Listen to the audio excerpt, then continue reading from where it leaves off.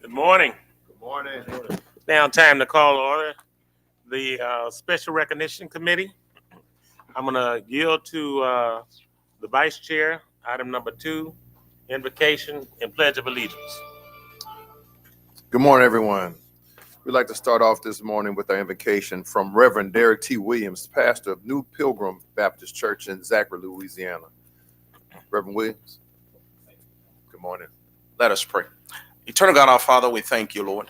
Thank you, God, for this day. Thank you for the blessings of this day, God, that we've already received at your hands. Now, God, as we come together, God, here in this place, God, I pray, God, that you would lead and guide this board of supervisors, God, that, God, you would cover each and every chancellor that's here, every department head that's here, God. Oh, God, I pray that your love would flow from their hearts, God, as they come together, God, to do, God, the business for every campus that we have, God, across this great state. Oh, God, we thank you for every child that walked the hollow halls of each of these universities, God. God, please continue to bless and continue to lead and guide them. God, we thank you for your grace. We thank you for your mercy. We give honor, we give glory, and we give you the praise. In Jesus' name, amen. Amen. Thank you, Pastor. I'd now like to bring to the podium Hannah Smith. It's an honor for me to introduce this young lady, as she happens to be related to one of the most famous board members ever to exist in the history of the Southern University, Ann Smith, Chairman Emeritus Ann Smith. Hannah Smith is a dedicated 12th grade student at the Southern University Laboratory School, maintaining a GPA of 3.3. She has been attending the lab school since the 9th grade. Hannah has held notable roles such as class president in her junior year and Miss Sophomore in the Royal Court. She is an exceptional student with a high level of self-motivation. Her involvement extends to various self-clubs, including Beta Club and youth government. When not in school, she enjoys cooking, drawing, painting, and hanging out with friends. She is the daughter of Joy Smith and Malcolm Newman, and the granddaughter of Southern University and A&M College alumni, Ann A. and Harold Smith. Hannah plans to further her studies at the Southern University, where she will major in animal, agricultural, and science and pursue a PhD in the field. Hannah, you have the floor. Thank you so much for all you do. Thank you. Good morning, Chairman Lawson, President Shields, and members of the board and distinguished guests. Please stand for the Pledge of Allegiance.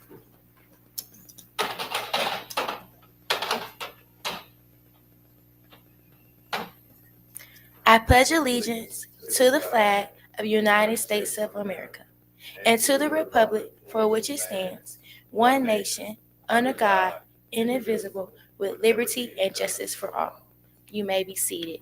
Thank you. Thank you so much, Hannah. Ann, did you have anything you want to say to your grandbaby before she sat down? I would just like to say good morning and thanks for allowing me to have this opportunity. And I'm very proud of Hannah and her motivational spirit. Again, thank you. And I'd like to have a photo. It's a historical photo for our family. I'm very open to that, Ann. Do we have a photographer in the building? Is our photographer here? If not, we can use the camera phone. What we'll do, if that's okay, we're going to call to order the next meeting. But we'll go ahead. This is the only photo we need in this section? That's it. Well, let's do this then. That's a short bit. Let's do it. And he is here. I'd like to have that. Americans ought to better get that to happen. Eh? I know, I'm taking his picture. I know they be out. Just like that.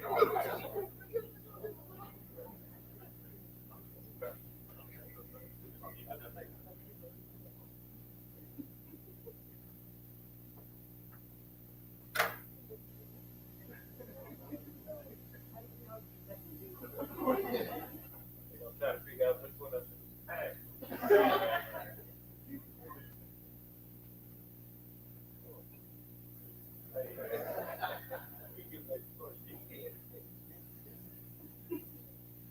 I hope that my phone vibrating. Good morning.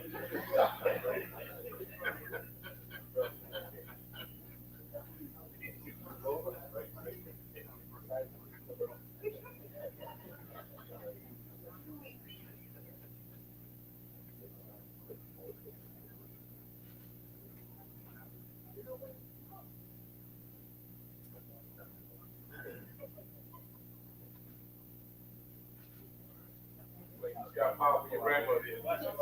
See how powerful your grandmother is.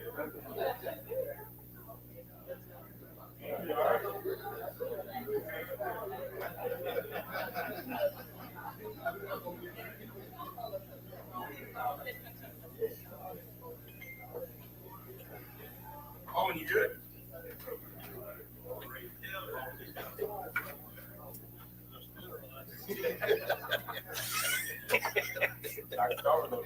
Yeah, that's it.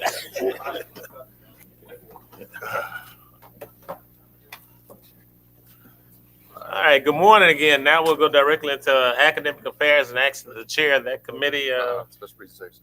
Why don't we go to above and beyond. We had more pictures to take. Yeah, I'm moving right along, wasn't I? We'll go to above and beyond award, and we'll recognize the Chancellor of the Accent, I think, on item 3A, B. Good morning. Good morning. Okay. I'm here. Okay, yeah. Right here. Who will recognize Dr. Walker? Chancellor who will recognize Dr. Walker. I yield to Dr. Walker, obviously. We always have a backup plan. He didn't see that I was here. Giving honor to God, Honorable Chairman, Vice Chair, and my esteemed President and Honorable Board members. I have been asked by Chancellor McMeans to give and announce for your approval of Above and Beyond Award winner today. And his name is Dr. Oscar Udo. Dr. Udo, will you come forward?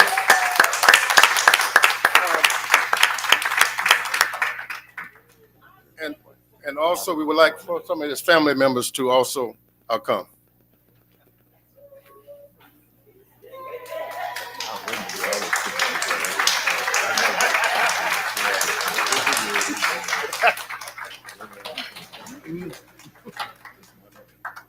Udo.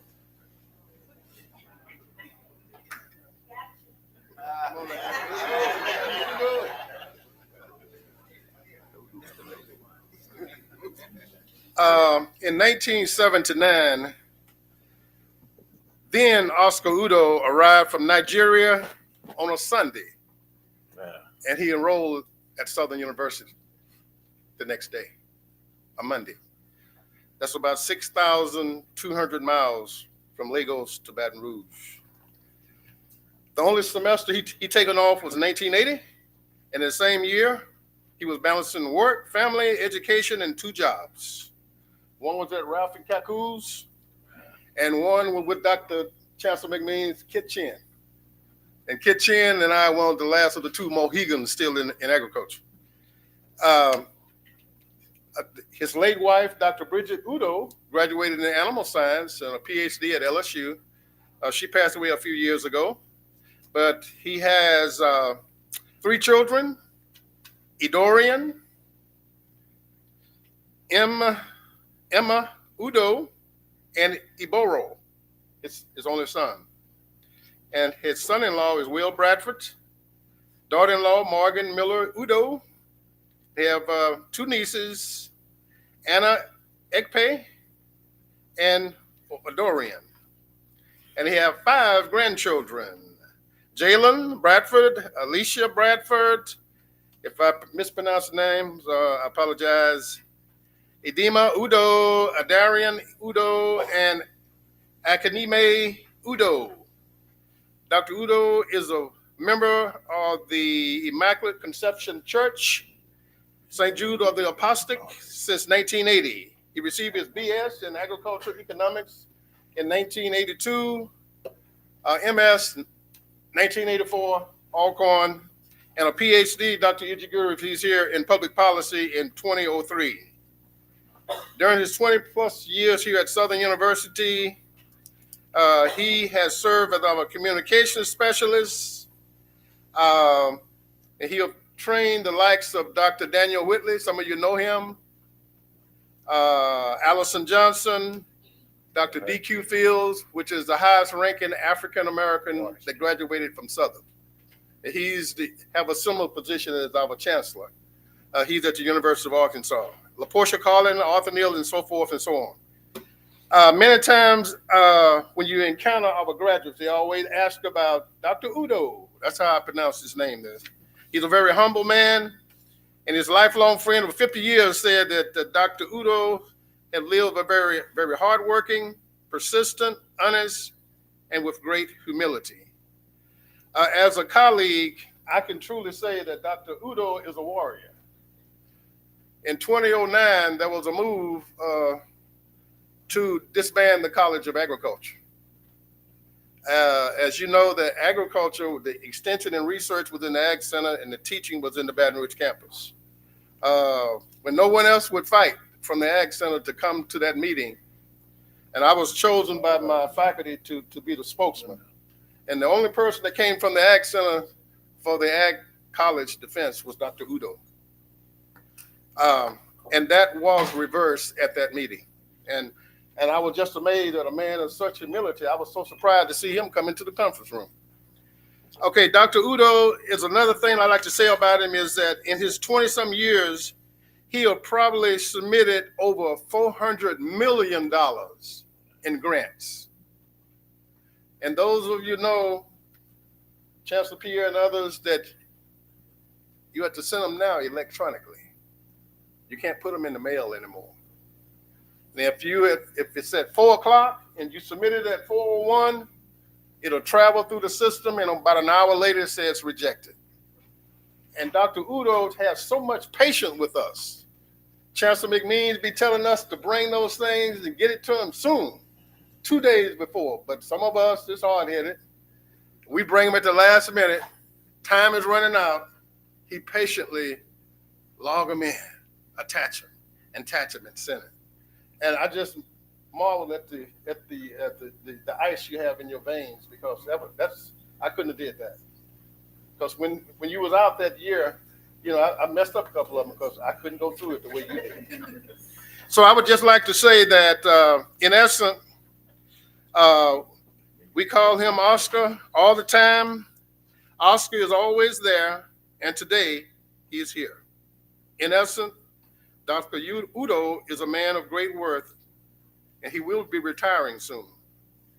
And to this board, I present to you on behalf of Chancellor Dean Orlando Fitzgerald McMeans, our nominee for the Above and Beyond Award, Dr. Oscar Udo.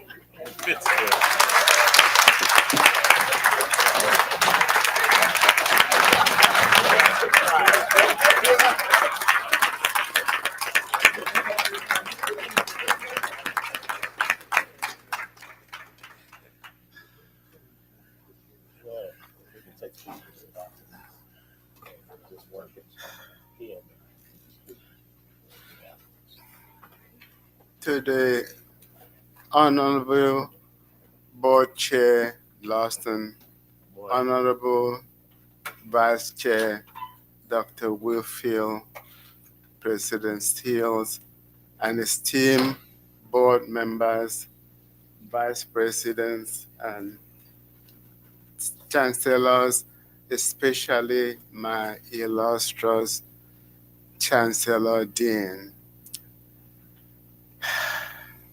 This is a surprise because my boss kept telling me 2 weeks ago that I have to come to the board meeting because the board will discuss office of sponsored programs. And I was wondering what the board will discuss. And I came making excuses. And she said, just be there. So, and when I saw my son this morning and asked him what he's doing here, he said he's waiting for a meeting. So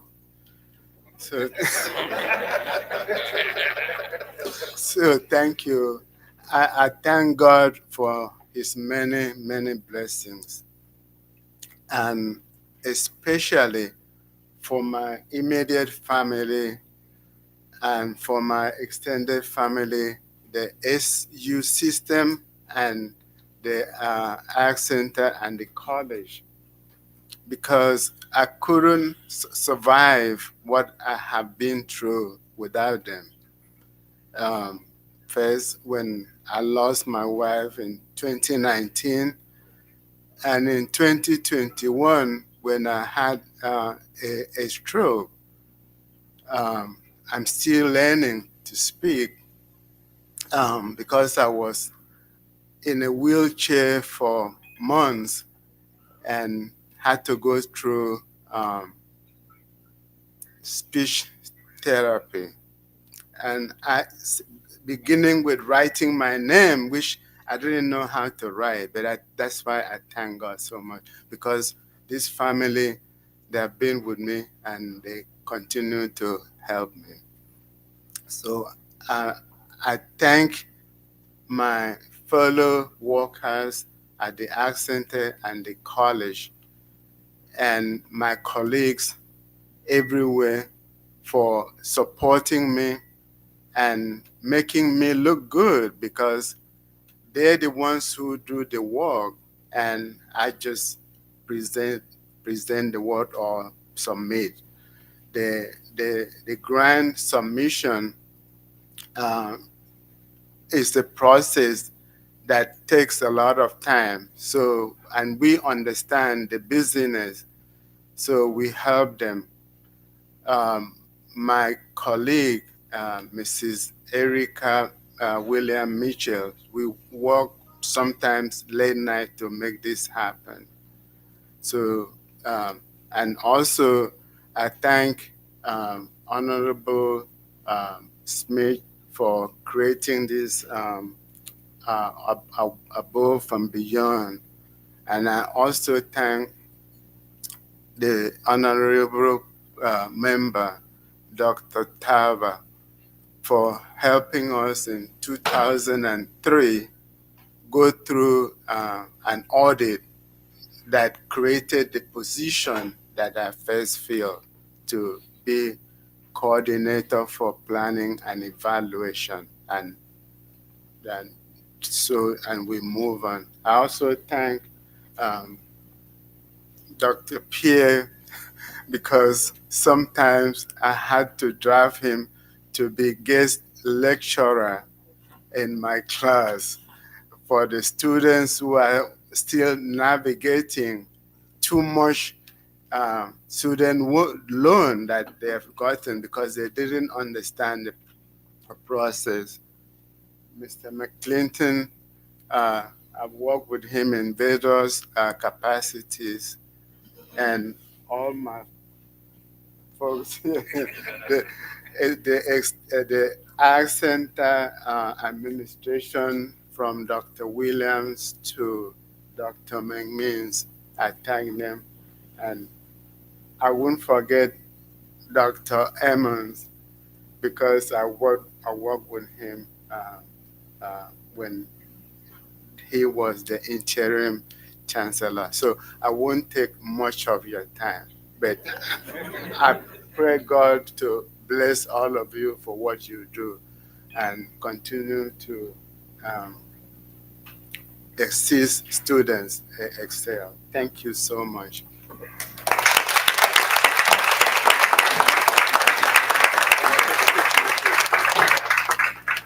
Congratulations again, Dr. Udo. We're going to come and take pictures after we get through the next item, which is the recognition of our student recipient of the Above and Beyond. So go ahead, Chancellor. Thank you, Mr. Chairman. This is indeed a pleasure to introduce the individual that's actually going to present this to our inaugural Ag Center / College of Ag Above and Beyond Award recipient as a student. And so I would like to invite up Ms. Saturn Douglas, who is Director of Recruitment and Retention within our College of Agriculture. Good morning, Board. Good Morning. I would like to present our Above and Beyond student to Ms. Kennedy Orr.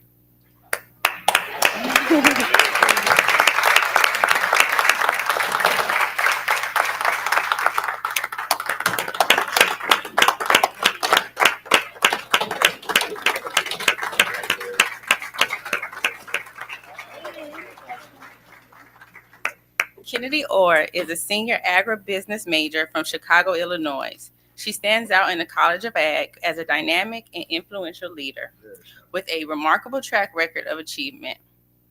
Kennedy's passion for all things ag is deeply rooted.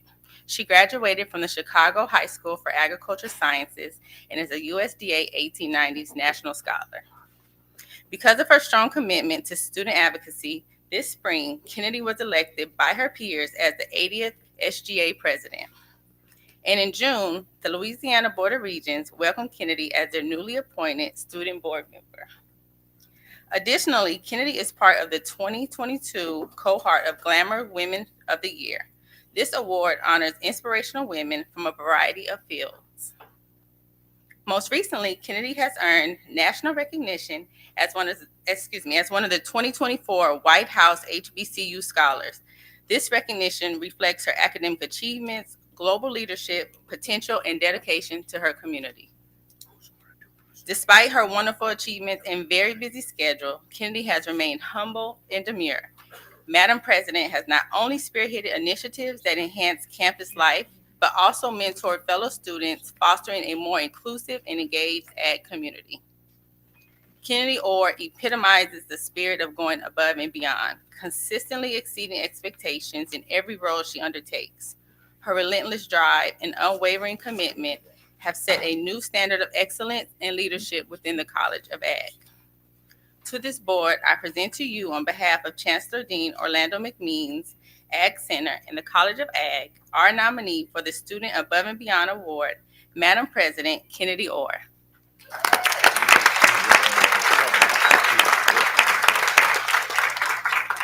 Oh, wow. Oh, my goodness. First, I just want to thank my ag family. Whew. I want to thank my ag family. They have done everything that I could ever ask for and more to get me to this point. And I thank Southern for taking a chance on me.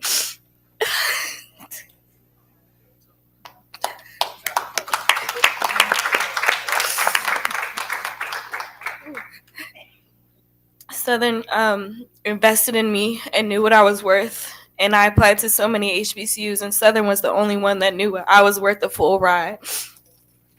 Southern knew that I was worth being a part of so many amazing initiatives and going all over the country to represent our beautiful institution, and all these accolades that she named off. I can't even remember half the stuff that I've did at this point. So it's amazing to hear, like, you know, this is what I've done in these 4 years that I've been here. And even to be elected as the SGA president meant so much to me, because I just wanted to make sure that it wasn't just me out there that was representing Southern. I just want to make sure that Southern is represented everywhere and give our students the chance to be heard and be seen and feel love. Thank you. And to make sure that they understand that there is greatness within these walls, and it will further bloom outside into this world, and to be proud to be a Jaguar, to be proud to bleed blue and gold. And I just thank every single person that is in this room and isn't in this room for taking the time to love me and support me, uplift me, pour into me. That these days are not always easy. And I thank every person that has taken the opportunity to make sure that I'm okay, to make sure that I feel seen and I feel heard. And I couldn't be more happy to know that I chose Southern University to be my home away from home. So for you all to nominate me for this award means so much to me, and I truly, truly am grateful for it. So thank you.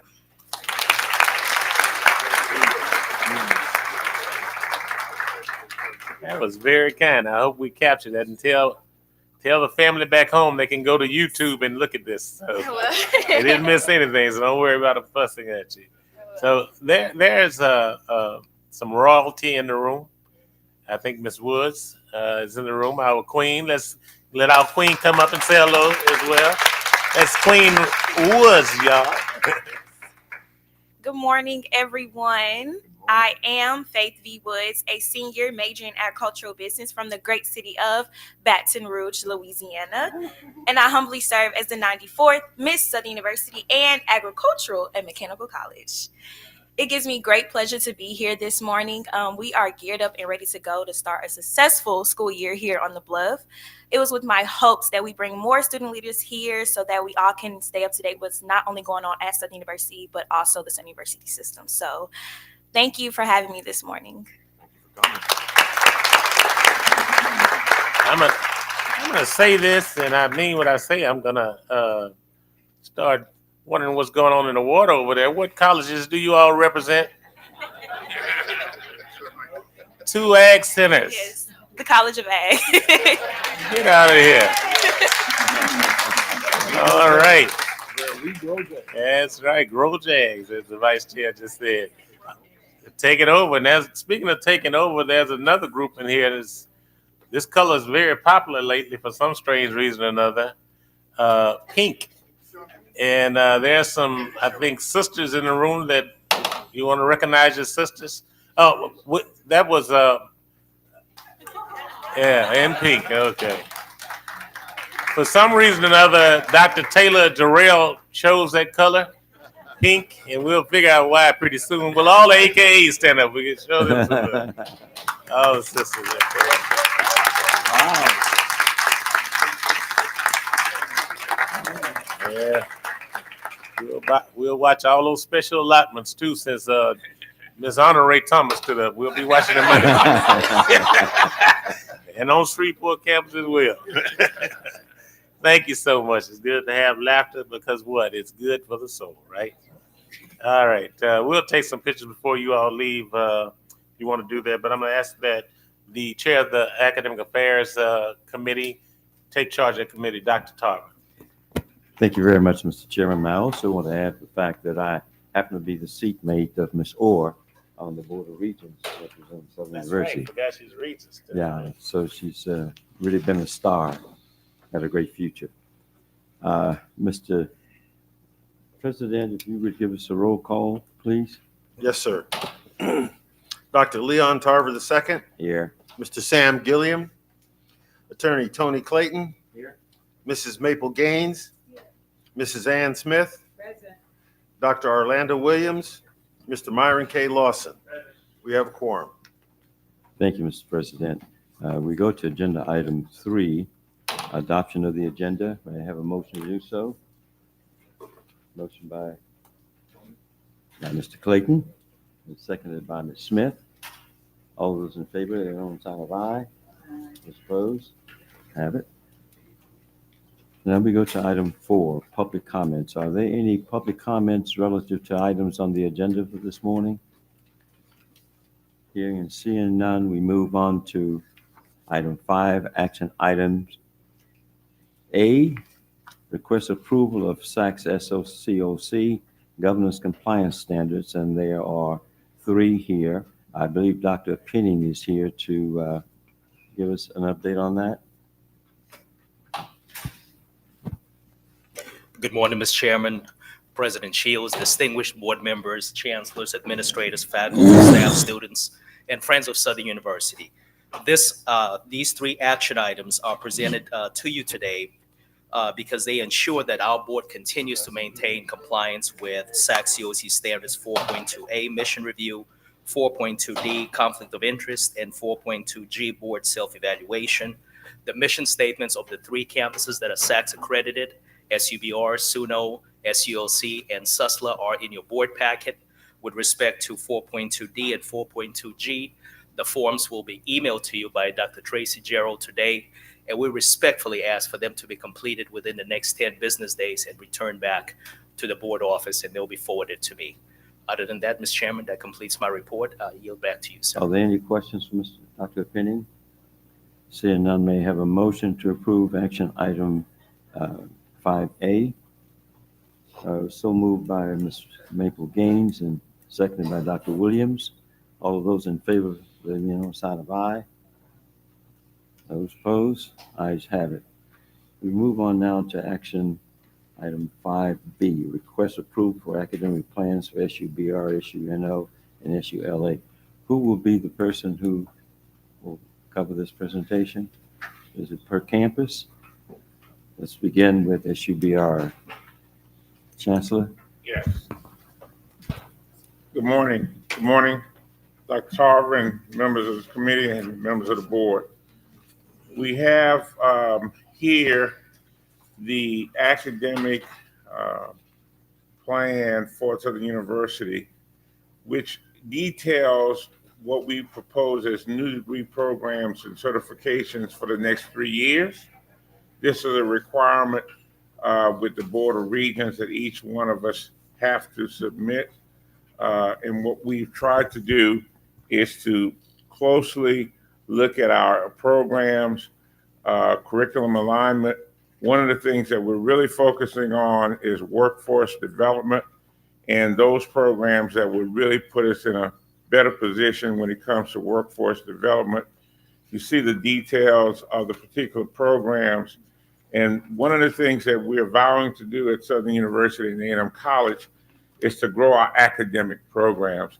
You may have read that in many schools, they are reducing academic programs. We believe that we're in a position to grow academic programs, particularly when we use an interdisciplinary approach to this. We have a wealth of people and individuals who know a lot about a lot of things, and we put those things together, we can be successful in growing those academic programs. And we hope that the board is in agreement with that and allows us to do the kinds of things over the next couple of years, next 3 years, that will again grow academic programs at Southern University and A&M College. Are there any questions directed to Chancellor Pierre? If not, we'll move on to SUNO. Dr. Ammons. Thank you, Mr. Chair, members of the board. As Chancellor Pierre said, we have examined our programs and the needs, especially in our region and across the state, and have identified not only programs, but also changes in the way that we deliver programs to address those needs. Our list is directly linked to the Board of Regents master plan. That goal of 60% of adults by 2030 having a credential or a degree. And we have identified programs that are critical to the growing economic development of the state of Louisiana. We have looked at areas such as healthcare. We're continuing to build upon the strengths that we have in our sciences. For instance, a program in cardiopulmonary science is being proposed, and we are proposing a PhD in museum studies to go along with our long-time and successful program in master's program in museum studies. So those are the highlights of the plan, the 3-year plan from Southern University at New Orleans. Any questions directed to Dr. Ammons? I would like to ask you, Dr. Ammons, what sort of time frame do you anticipate it will take to achieve this PhD program in museum studies? We have it in our third year. In the third year? Yes. Is there another online, is this going to be an online program or is this going to be an in-class program? The Yes. PhD? Online. Online? Yes. Is there another institution in our area that operates, that has a PhD program or master's program online? In this area, don't. I didn't think so. Quite a distinction. Well, thank you very much. And so we want to move on now to Susler's report. Dr. Gant? Yes, sir. Thank you, Mr. Chairman. Yes, we have prepared our academic program for 3 years. This requirement is a requirement of us, of the Board of Regents, and we really looked at those workforce programs. We understand that the Board of Regents has asked the two-year colleges to look closely at those workforce programs that we're providing for students. And so we took a focus on our engineering program that's really been doing a great job. So we have a few more programs that we recommended in our engineering and technology program, as well as certificates. And we're also looking at culinary arts and our education program that we're planning to expand over the next 3 years. And we hope that we'll have the board support as we move forward with our 3-year plan. Any questions of Dr. Gant? Hearing none, may I have a motion to adopt this request from the 3 campuses? Moved by Mrs. Smith and seconded by Ms. Gaines. All of those in favor, let it know by the sign of aye. I'm sorry, we have a question, sir? Okay. All of those said aye? No opposed? I have it. It's passed. Yes. I just wanted to know, we used to receive, I think on a semester basis, updates from Dr. Penning on the scorecard that was developed several years ago. And I just wanted to know, what alignment do these academic plans have with that scorecard? Is there any alignment, or is this something independent of the scorecard?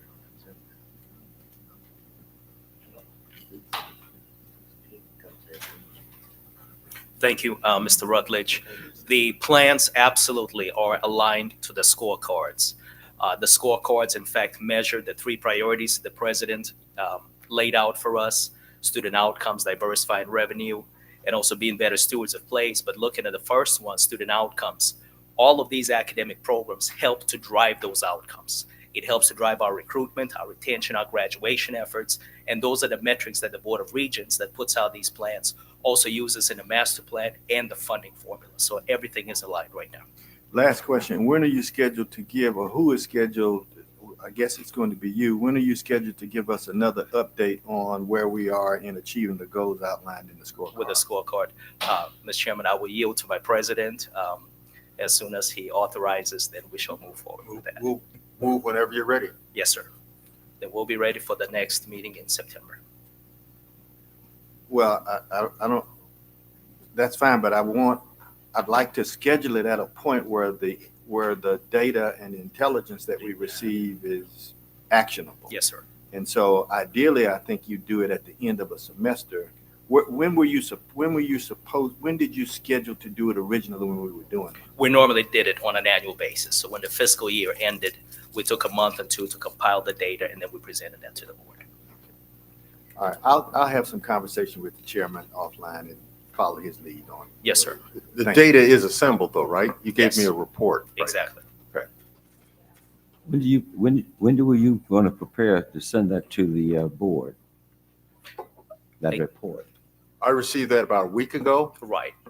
So Okay, so we can present it or distribute it to the board At the next meeting? at their convenience. Thank you very much. Let's just schedule it, if it's okay with you, Mr. Chair, at the September meeting to receive the information. Okay, so thank you very much.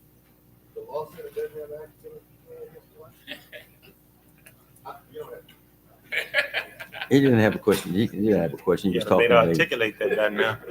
Mr. Chancellor, do you care to respond to that, Mr. Washington? We were not asked to formally submit anything, but we do have an academic plan that's tied to the bar exam. There are things that we are doing with our faculty that I think would be included in a plan if we had to submit one. So could you also prepare to have a report for us by September? Our next Yes, meeting? sir. Okay, thank you.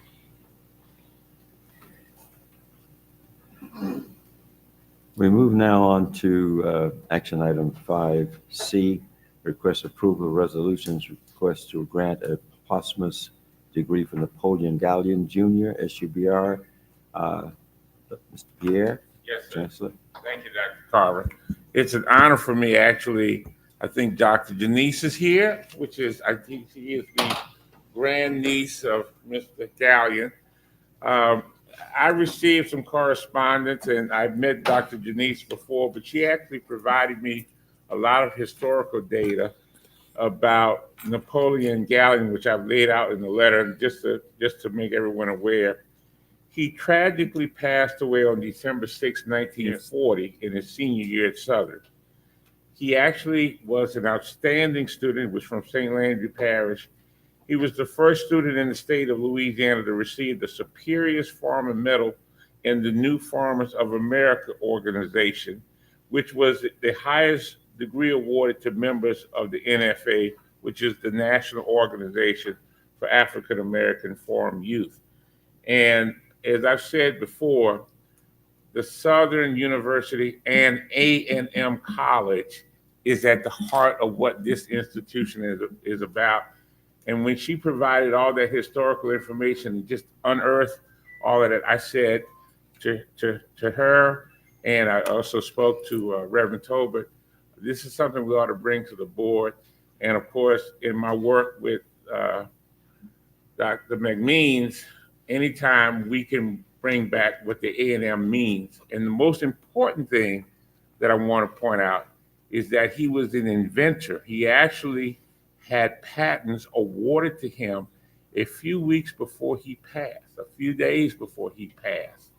And that's a remarkable thing. And those patents have been used in agricultural production to this day. Actually, it spawned other patents that use that as a model.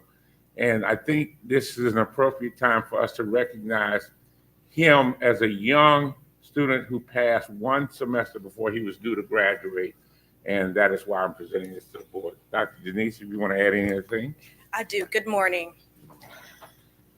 This has been 2 years in the waiting for me after I discovered his story, but this has been a lifetime of waiting for my mother, who was his niece and his goddaughter.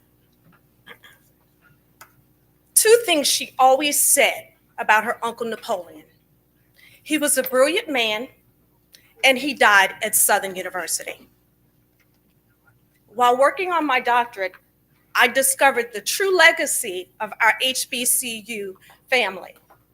And that's because I was looking to pay homage to both sides of my family, the first to go to college. I did not know where my grandmother, my paternal grandmother, went, and I discovered that was Leland. For those of you who don't know, before there was a Southern, there was a Leland. I'm sure you all know, but we did not know. So I am currently in the midst of writing a book about Napoleon, about the legacy of Southern University, and again, the agricultural legacy in our family in St. Landry Parish. And it is my hope that proceeds from that book will go to a scholarship for a Southern University agricultural student. So I thank you, and I appreciate your consideration for this resolution. Thank you very much. Thank you.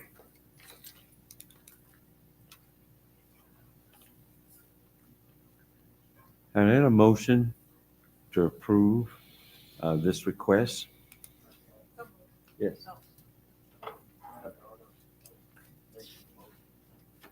Okay, Mr. Fondale. All right. And seconded by Ms.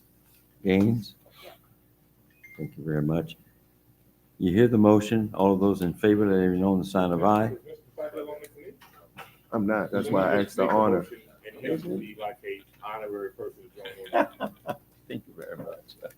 I got you. Thank I you. just wanted to be. So let me state that the motion is made by Mr. Clayton and seconded by Ms. Gaines. All of those in favor, let it be known by the sign of aye. Those opposed, ayes have it. So we move on now to item 5D. Request approval to award Vice Chancellor Derek White the title of Vice Chancellor Emeritus Law School. Mr. Washington. Only board members, I had the opportunity to work with Vice Chancellor Derek White at Southern University Law Center. He was Vice Chancellor for Academic Affairs and for Student Affairs, and he was also a professor, and we served with each other on the admissions committee. And so we thought that this was a way to honor him and his service to the university. He was loved by students and respected by our faculty.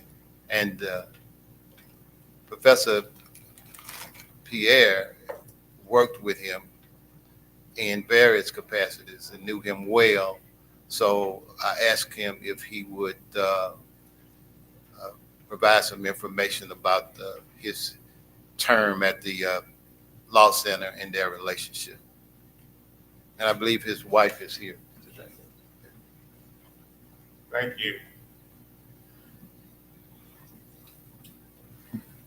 Vice Chancellor White was an extraordinary leader and a scholar. He devised so many devices in terms of plans that we use to this day.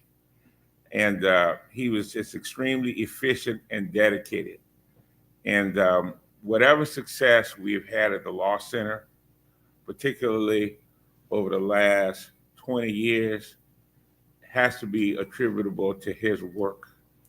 And you cannot do the kinds of things that we have done without dedicated individuals who were selfless. And he really followed in the model of his father that we all knew very, very well, Mr. Tola White. And again, we can't do enough to honor his legacy and the legacy of the White family. And students all over the country always know that he was the person who led them to be inspired to do so many things. And so it's an honor for us to present this and to have his widow here today, one of our alums and a great young lawyer herself. I just want to take this opportunity to thank you all very much. My husband did indeed love Southern University. My father-in-law loved Southern University. And he loved his students, and he loved his work, and he loved what he did for you all. And I'm so honored to accept this award on his behalf. I'd like to acknowledge some of my church members who are here with me today: Chris Lloyd, Miranda Scroggins, and Gloria Hall. Again, I thank you all. Stand up so we can recognize them too.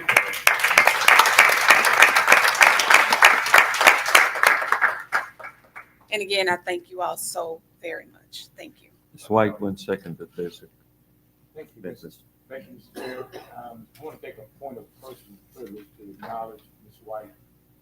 She's been with the 18 JDC court system the past, I guess, 20-some years. She currently works at the district attorney's office with me. She leads the victims' right division, and she may be a candidate for judge in the next 3 years. She's the head-on favorite for that. But someone who's as dedicated as this young lady is, and she's just awesome with victims. We're just truly proud to have you part of the SU Alumni Association. So thank you for being what you are. And thank you for what you do for the folks over in 18 JDC. Thanks, Lori. Thank you so much. Dr. White, Dr. Whitfield would also like to make a comment. Dr. Whitfield? So I'm going to lighten it up a little bit here because it's a little somber, but Laura and I have history. We grew up together, working together at Casual Corner. I was at, I don't even know that. That's still, I'm still wearing them clothes, so you can tell, huh? $9.99. I was in Stockton, and Lori worked the floor. And so we know each other well, but I was telling her, sharing her earlier this morning that Roderick would text me during the board meetings, talking about what y'all doing, what y'all voting on, what's going on up there. So we kept in touch, and one of the last text messages that he gave me, I shared with Chancellor Pierre as well, and so I'm glad that we were able to honor him today. We grew up in Park Vista together. He was well loved and well respected by parents, and we knew the family well. So my condolences to you, and if you need anything, let us know. But thank you so much for sharing him with us. Thank you all so much. Thank you. And also, there's another comment, Mr. Shorty. I didn't have a history that predated law school, but I will say there were a couple of professors that were universally loved in my time at the Law Center. One is our esteemed former chancellor, Professor Pierre, and one was Professor Roderick White. And when the sad news broke, we're all on a text stream, and the comments universally were expressions of love and fond memories of how he made the first year of law school bearable, and his constant advocacy and caring that he showed for all of us. So our condolences from the class of 02, our love, and he will be sorely missed.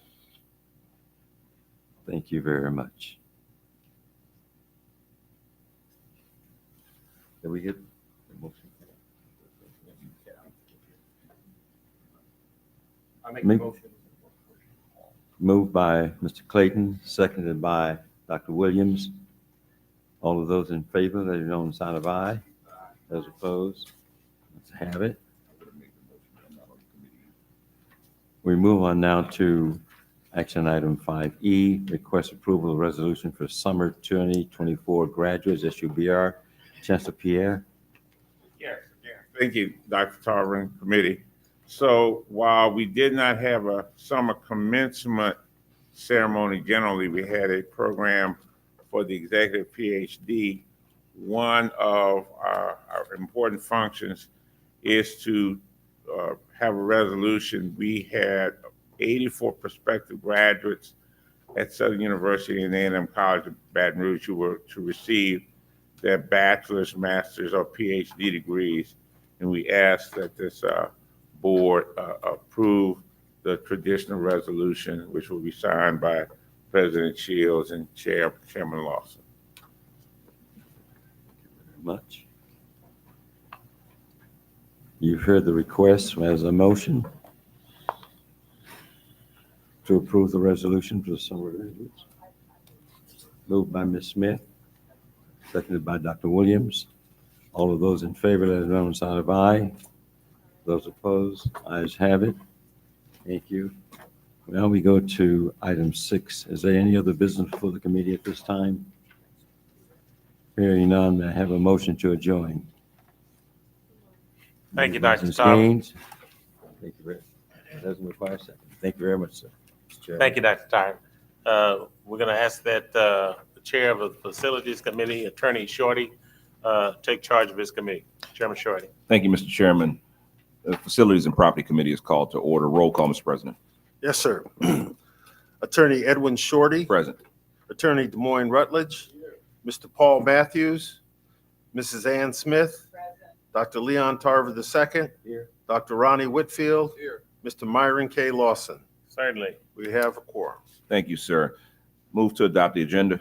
So moved, Dr. Whitfield.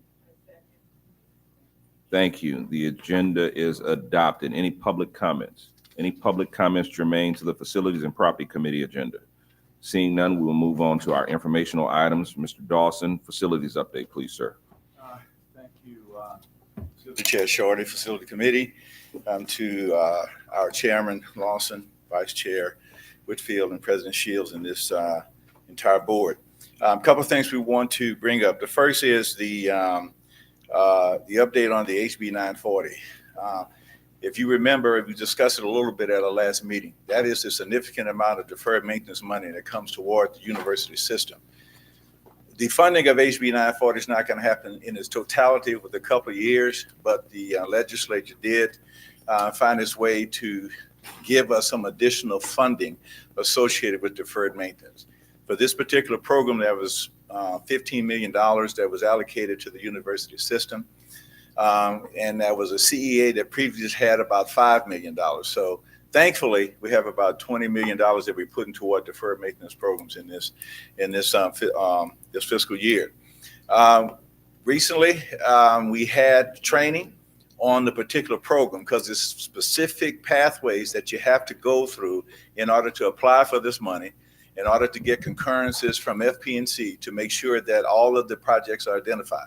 Quick question. I hate to interrupt, but Yes, sir. quick question. How are we prioritizing those things that are on the deferred maintenance list? Okay, there's two ways we prioritize. I asked for a list from all the universities on their priorities and campuses of what they would like to see. Okay. And so that's one way that we look at it. Look at the issues that they have on campuses, some of the major situations, and they submit that information to the system office, and that's what we've done. Let me just say this. What we have submitted to Board of Regents and to FP&C encompasses over $150, $160 million of deferred maintenance programs, which will be included in HB, which is including HB 940. They gave us some money for this piece, which we are including some of those projects. Hopefully next session, they're going to give us some more money. And then once it's completely funded, all of those deferred maintenance projects will have funding to take care of our need. And as you know, we talked deferred maintenance before, we've had $150, $160, $170 million of deferred maintenance projects needs that have been presented, at least to my office and also to the administration for the system for quite some years. The legislature has decided that they're going to try to tackle this and handle those deferred maintenance issues. But I do talk to all the campuses about their priorities. And as you're looking at that list, I know there are some things that are on an emergency basis. How do we compare those things that are on that list versus those items that have been repeated maintenance issues that have been needed working on from an emergency basis? Because I think those emergency issues, the cost kind of balloon out of control. Yeah. And I think those things should probably raise high on this list as well. Yes, sir. And I think you're absolutely right. I give you, for instance, we had an emergency issue with a roof leak. Roof leaks are a big problem, and we've been having that, and having the funding to take care of them have been the issue. We have addressed a emergency roof leak issue here on this campus. We are addressing emergency roof leaks on other campuses as well. The way that we have to plan this particular this funding, let me just say this. What the legislature initially did, they will allow us to look at large projects and start the engineering this year and have what we call shovel-ready projects, or have the project shovel-ready for next year. They took that particular condition out of this funding. So Attorney Shorty, what you were saying, say for instance, we had an emergency situation that required $5 million or $8 million of funding to actually take care of it.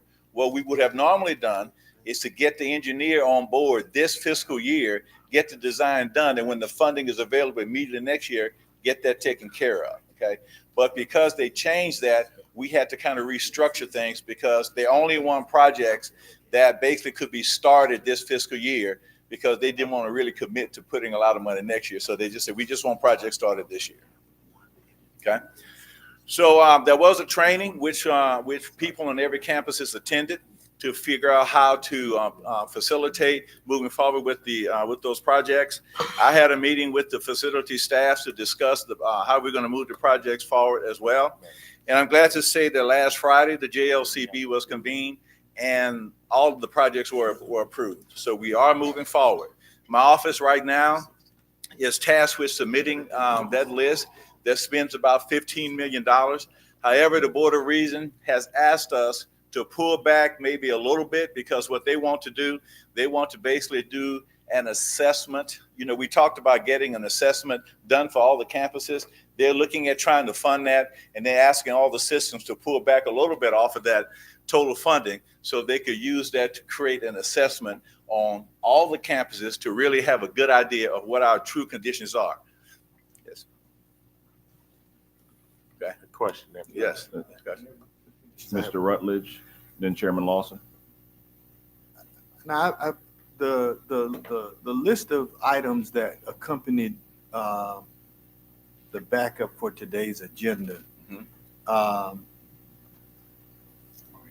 these items correspond to the approval that you received from joint budget last Friday that you're going to fund. Yes. Okay. Yes. So as I appreciate it going forward, after you exhaust this money, the legislature has also approved some bonding capacity for the larger projects and for us to sort of eat the elephant, if you will, of the 150 million or so that we've submitted. Yes, sir. I guess I would like to see to Chairman Shorty's point and question, sort of a listing, Mr. Dawson, going forward over the next 2 or 3 years of your priorities in terms of what you plan to fund, depending on how much money you get.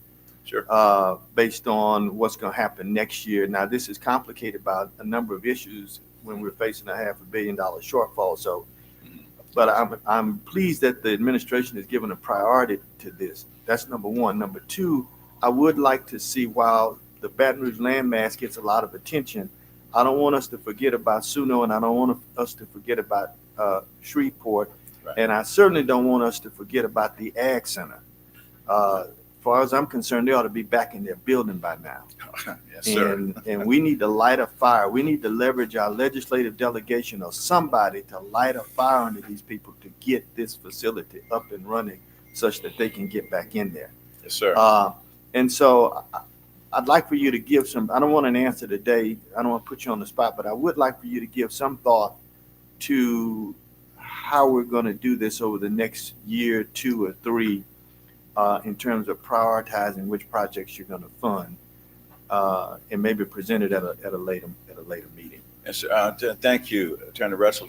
And one thing that's important about this, initially, let me just say that this program is changing also because this is the first one FPNC has done. So we get these fluctuations sometime in how it's going to be conducted.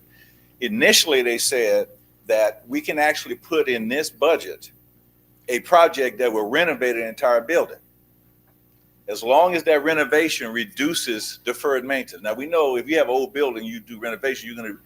Now, that is incredible because it allows us to go in and completely restore a building, having everything that's redone, and then we don't have to talk about that building for the next 5 to 10 years. When we actually submitted that, they changed that at the last minute, so we had to do some other fluctuations to be able to spend the money. But we will definitely be able to do that, sir. And on the building that you're talking about, the A.O. Williams building, there's another report that has come out.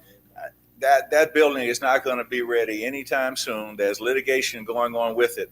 And I've spoken with the president. I've spoken with Chancellor McMeans. And we're planning a meeting to go down and talk about some immediate needs that the Ag Center has that we're going to ask them to support. Final point, Mr. Chairman. There are some ongoing conversations, Mr. Dawson, and I'll be happy to discuss them with you offline that I've personally been involved in, Yes, where sir. you may see in next session some additional amendments to this. They had to agree to this very quickly to get this done. Yes. But I think there's going to be a little bit more latitude given to the scope of the expenditures on those Okay. facilities that you just talked about. Thank you, sir. Appreciate Mr. that. Chairman. Just quickly, we're in the trouble we are now with that building because of a lack of having a project manager that was responsible, right? It wasn't Yes. on us. No, it wasn't Clear us, on that. sir. It was Yes, on the sir. state of Louisiana. As we move in the wisest manner we can to deal with this deferred maintenance piece, what is our latitude to make sure that we don't have this problem, and how soon will you be homing in on a project manager? Yes. And will that require Board of Supervisors approval? And if so, I think we need to probably find some kind of latitude. You plan to do it by next month or afterwards. It'll afford you the opportunity to select that person, because there's a sense of urgency to address these needs. And I hope we're going to address them with a project manager involved. Yes, sir. So is that? Yeah, that is something. Let me just say one thing that also, Roger Hustler is the new Director of Facility Planning and Control. And one thing that he did, he's now bringing in commissioning agents to look at every aspect of the construction and design to make sure it's according with plans and is according with specifications. A commission agent was brought in on A.O. Williams when there were problems and we had to tell ag to leave because of mold. So what happened is now the commission agent comes in and he finds a lot of situations that if that entity was there doing the construction, it would have been better. But also having managers, having eyes on from our standpoint also, Mr. Chairman, is something that is also very important and we're looking at because we have to keep eyes on what we're doing. Chairman Shorty. Thank you, Mr. President, then Mr. Clayton. Okay. My understanding from our fairly extensive conversations is that the CEAs allow us to have project managers on Yes, each sir. one of these, and we will be owning and overseeing those more carefully. We won't have to be relying on FP&C to monitor the projects as they roll out. You're absolutely right, sir. Okay. Mr. Clayton. Mr. Dawson, I know you're not over maintenance, but I hope that one day I'll see a reorg chart where you are. But here's my issue, and I'm happy to hear that some of my colleagues have been witnessing some of the same things that I'm seeing. And my main issue is I still have a problem with the upkeep of this university. Today they were weeding ivy off of a stop sign back here that had grown and taken over the sign. But my bigger issue is the lake right here. And it's being overtaken by these aqua plants or whatever you want to call them. You don't have to pay somebody thousands of dollars to get rid of the plants. You go to Tractor Supply and you buy 10 gallons and it's going to kill it. It's going to bring the lake back to its original look. And I'm only saying that I ride around this campus and I look at it. And I'm like, the Lake Kernan is one of our main attractions up here. So I'm not fussing, but I am fussing. And I'm like, guys, I'm going to keep riding around and looking so I can have something to talk about until they get it right.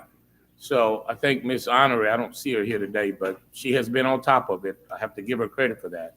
And She's saying something good. I'm complimenting you, Ms. Honoré.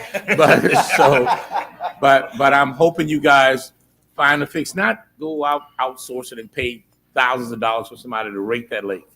But it's our lake. School's about to start. The parents were up here last week, and I'm just hoping, Mr. Chancellor, that we do a better job of making this campus look the way it used to look when my president, Dr. Tarver, was up here. So let's work harder on that if we can. And I'm sorry to bring it to you, Mr. Dawson, but under Mr. Shorty's committee is the only time I can bring this kind of stuff up. Yes, sir. Yes, sir.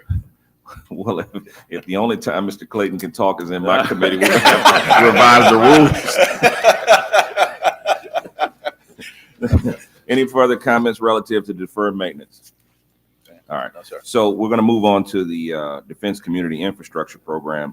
The Defense Community Infrastructure Program grant is catered to supporting programs at educational institutions, providing infrastructure funding to enhance military value, increase recruitment potential, and support improved training for cadets at educational institutions.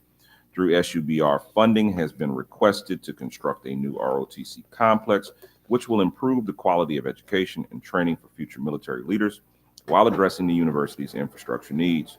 Due to its strategic location and capabilities, this complex will also be used as a joint emergency planning and operations center, providing incident command and training support to city, state, and federal first responders for hazards. Mr. Dawson, before you get into it relative to this, I would like to hear from both the president and Chancellor Pierre, and I know this is a little bit outside of facilities, but I think if we're going to make a submission to the government to ask for money for a new ROTC facility, they're probably going to ask us how many students we're graduating and what we're doing to recruit students in that program and how we intend to grow that program. It's nice that we're going to have a dual purpose, but I can see that being the first question that's asked from the government when we're trying to ask for more money. So, gentlemen. Good morning, Chairman Shorty, I'm glad you asked that question. We actually had a discussion with the interim ROTC commandant, who assured us that we are on track to meet all of our goals. There's some new requirements that we have to graduate a certain number of students, and that would be in the double digit, 10 or more each and every year. That this year, going into 2025, we were on track to graduate 13 students, and that we have in the pipeline about 75 cadets that, if we can keep them on track, we will be able to meet those requirements over the next 5 years. Obviously, this is a very important subject, given the history of ROTC at Southern University, over 75 years of ROTC. We have 10 general officers who have graduated, and we have another on the way. And I myself am a cadet, former cadet and former Army officer who got his commission here at Southern University and A&M College. So we recognize that Dr. Young and I have been very, very conscious of that. One of the things that we want to do is to recruit more students in areas like nursing and engineering, which is one of those areas where Army ROTC is really trying to focus those opportunities. There are definitely cadet scholarships, but if we can work on those particular areas, and agricultural science is another area. We are very, very fortunate in that the College of Agriculture is growing enrollment, so that means we have an opportunity to recruit students. And one of the things that I plan to do when Dr. Young returns is we're going to dedicate someone to do that kind of recruiting, because there are lots of benefits. And also we have the ability to link with the National Guard, which also provides funding for a lot of our students. Our students need as many sources of funding for education, and we want to see them succeed in this particular area. So yes, that's a very important piece. And of course, if we're successful, Mr. Dawson worked very, very hard with Mr. Grant, right? Yes. Right. Yes. And I think they put together a good submission. And if we're able to secure that particular facility, that helps a long, long way. And of course, we also have Navy ROTC here, which has been doing a great job. So we have been doing the work over the last few months to make sure we would not be in a situation where we would be endangered. I know there was concern about that, and thanks to Congressman Carter, we were able to present some information and data that would help us get to where we need to be. But we're very, very concerned about this, and this is one where we are keeping our eyes on the prize. Thank you. Chairman. Mr. President. So there's been a series of meetings I've had with the leadership of ROTC, both in this region and nationally. One of the things we have to do is leverage our STEM disciplines, because they're very interested in people who come out of STEM disciplines, and utilize the scholarships that are available from ROTC, but we have to invest in their first year enrollment, full tuition scholarships. And if they perform at a high enough level, then the ROTC will cover the scholarships for the balance of their matriculation.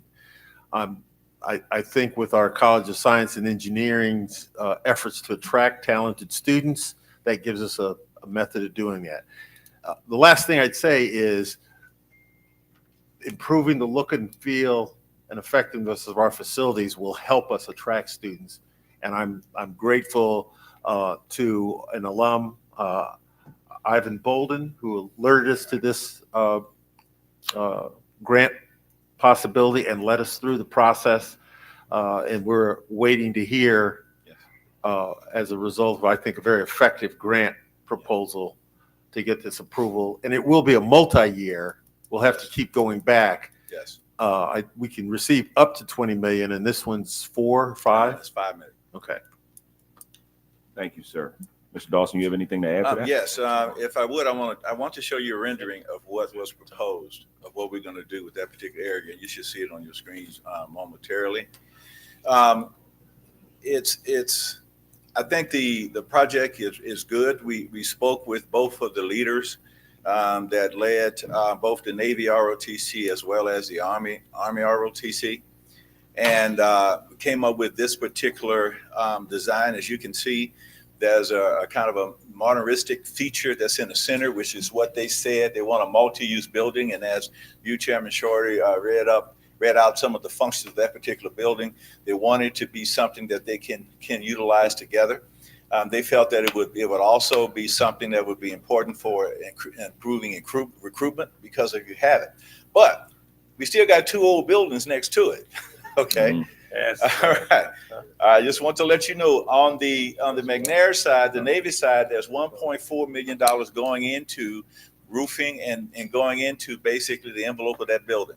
That project has already been let, and we are moving forward with getting that done. I have put into the budget for deferred maintenance is about $4 million on the other side, because it didn't make sense to kind of go after this, and they wanted to know what we would be doing to maintaining these buildings. So we have a commitment of doing that as well, and that's part of our deferred maintenance project. So as the president said, we should hear pretty soon. We're expecting to hear the result of this grant toward the end of this month. Everyone that looked at it and gave us some input, that has some experience in this, liked what they saw. And it would be, and if granted, this would be the first HBCU that has received this money. And so that's why there was some push to make this happen. So we're crossing our fingers, and this happens. That would be something that I think that our cadets and the staffing there, and also this campus and university, were very proud of. Dr. Tarver? We are aware that these buildings you have are a part of the National Historic District. Yes, sir. And also the older buildings you refer to are on the National Register. Yes. Which then requires that when we start rehabilitating or building in that area, it has to meet certain standards. When I saw this beautiful contemporary structure, it seemed to be out of step with where they've been going in the past. Have you conferred with them about Yes, that? we have discussed that, and it is allowed, and we're having further discussions, because that question was also asked by the grantor about what we were doing there. So we have had those discussions, and as long as we're not touching and changing the facade or anything on the current structure, I mean, they're going to allow us to move forward. Can you put it on Leon's building? Sure. No, what my point was, when I look at this, it's like you've already demolished the old building that was Oh, there. no, sir. No, sir. No, we still have McNair, and we still have the Army. That land goes right between those 2 buildings. It's right between the 2 buildings. I know where it is now. Okay, all right. Thank you. Yes, sir. Mr. Chairman, then Ms. Gaines. I just wanted to echo, the Cultural Heritage Center blends in. I just don't want the thing to stick out, because it is a historical district. Yes. So I don't know if the architect has been selected. This is only a rendering. This is only a rendering. This is only a So rendering. my argument is just, please make sure they are clearly aware this is a historical Yes, sir. district. Yes, sir. Yeah, my question was, is this a replica of the building here, or is this just something? This is we had to support a rendering of what it could possibly look like, but there are no designs, nothing has gone further on that yet. Oh, okay. My question is about the historic register. How many buildings do we have on campus that are part of the historic register? Many? I would have to find. Just off the top probably of these your close, head. right. Just the ones in the historic district, which these buildings, there are 4 down there and about 5 across here. Okay. So therefore, my question now is, because we have these buildings on campus, do we qualify for any type of grounds upkeep related to having historic buildings? I've been to some other HBCUs, and in particular, they have the Park Service Sure. involved in keeping up the grounds. Do we qualify for any of that, noting that we have so many historic buildings on campus? I don't know, but I would check.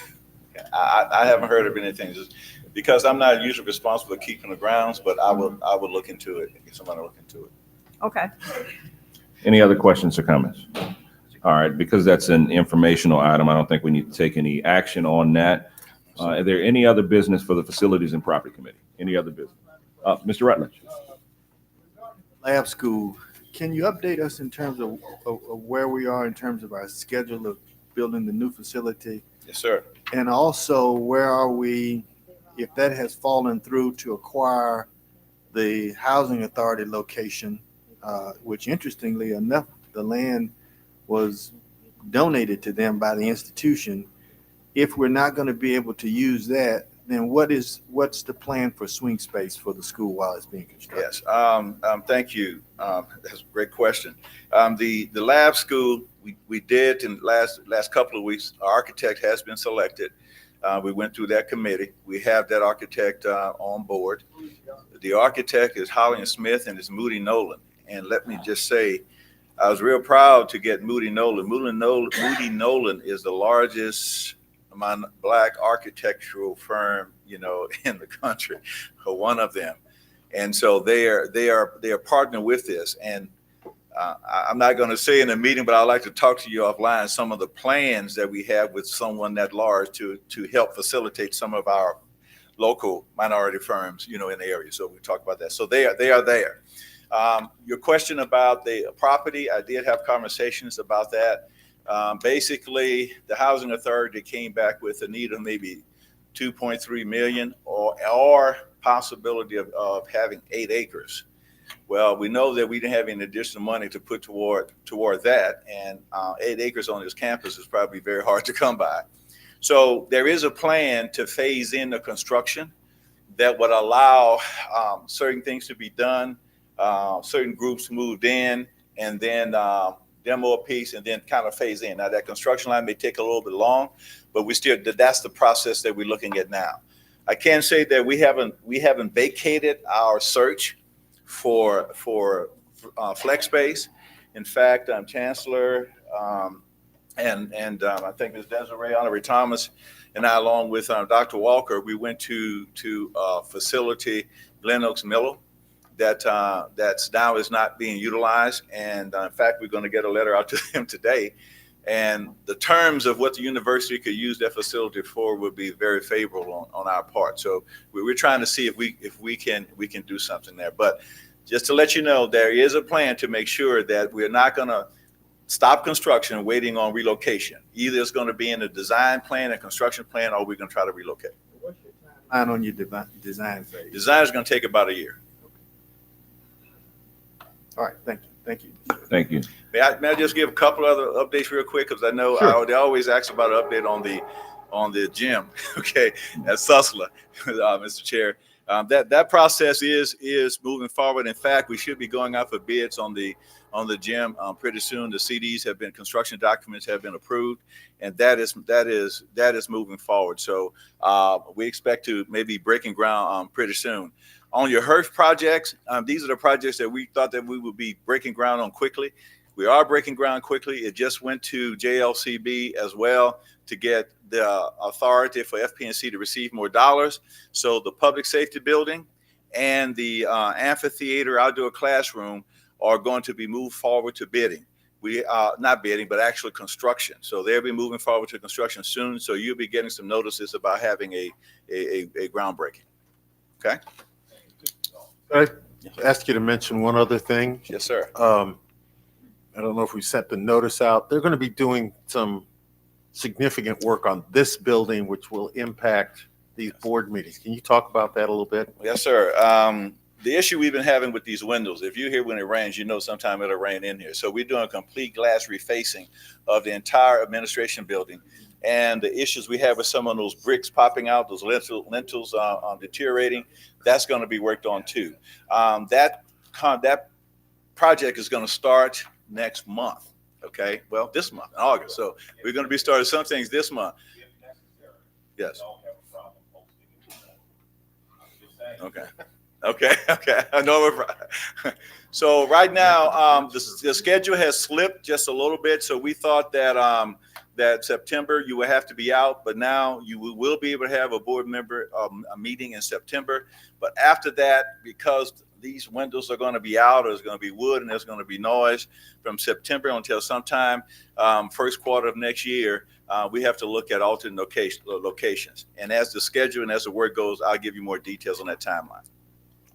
And Dr. Renee and Dr. Taylor Jarrell have been working very diligently with a building named after one of our colleagues, the Cultural Heritage Center, yes, Dr. Tarvis Center, to move the board meetings over there, and it's going to be as smooth as it could be when it comes to transitioning to the center right down here. Okay, sir.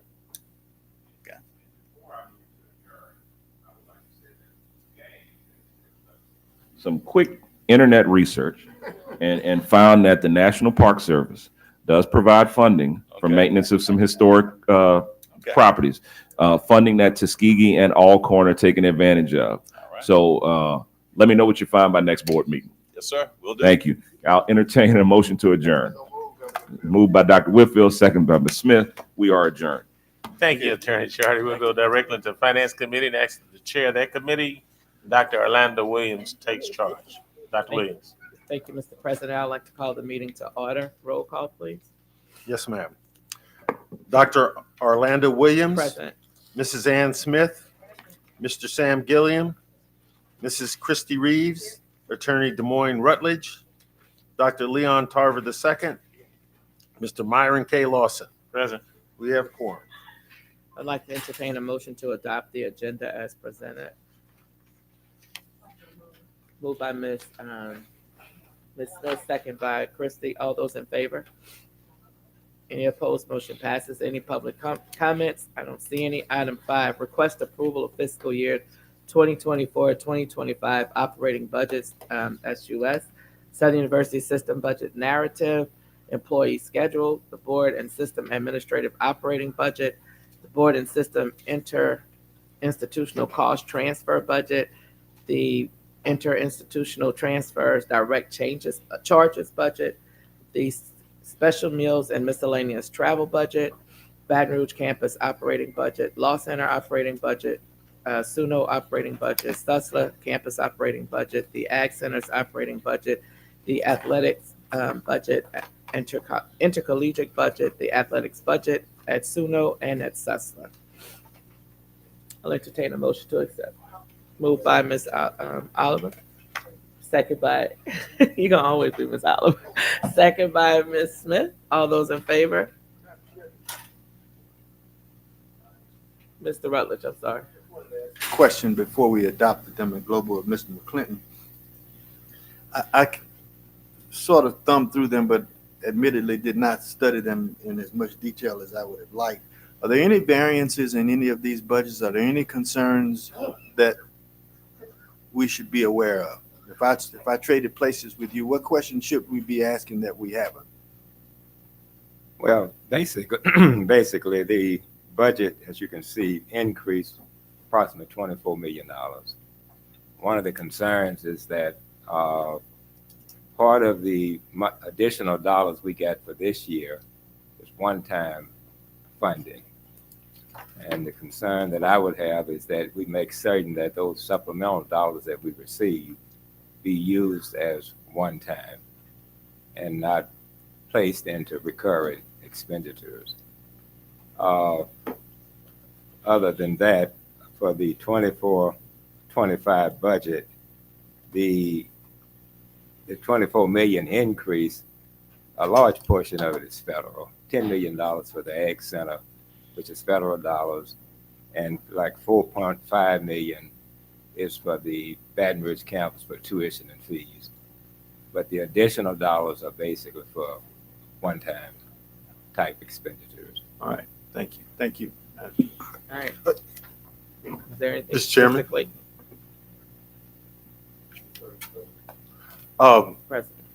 Just to give a heads up to the board, received a letter yesterday from the chair of the Household Appropriations Committee. They're going to call they're going to have a hearing on all the budgets in anticipation of this deficit, and I think it's in October. So they're seriously looking at what's going to happen if the sales tax rolls off and the deficit it creates. And this is the second volley because they told the Commissioner of Higher Education for us to anticipate across higher education as much as a $250 million cut. So this is on the horizon to deal with. Okay. Any other discussion, Mr. Clayton? The president touched upon what I was about to talk about or ask about before we approve this budget. Ultimately, I get the vote to approve it on the main. When Mr. Lawson's committee is board meeting is brought forth. Here's what I want to ask. In light of what you said, Mr. McClinton, about the $24 million kind of one-time money, I see that we're facing potentially a big major cliff, of which the only way you can balance the state's budget is on the back of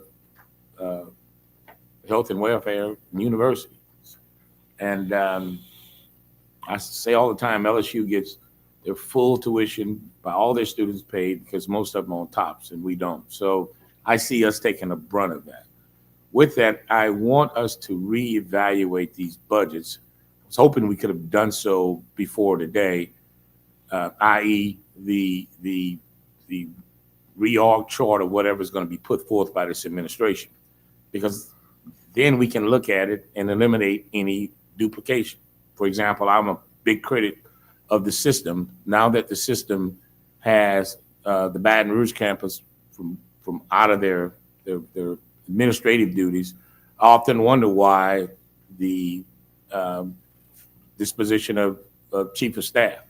Why do we need a chief of staff making $200,000 or whatever that person makes, and when we can look at collapsing that position into what I put forth, and the chairman took it off the agenda, but I could talk about it now, this ombudsman's position.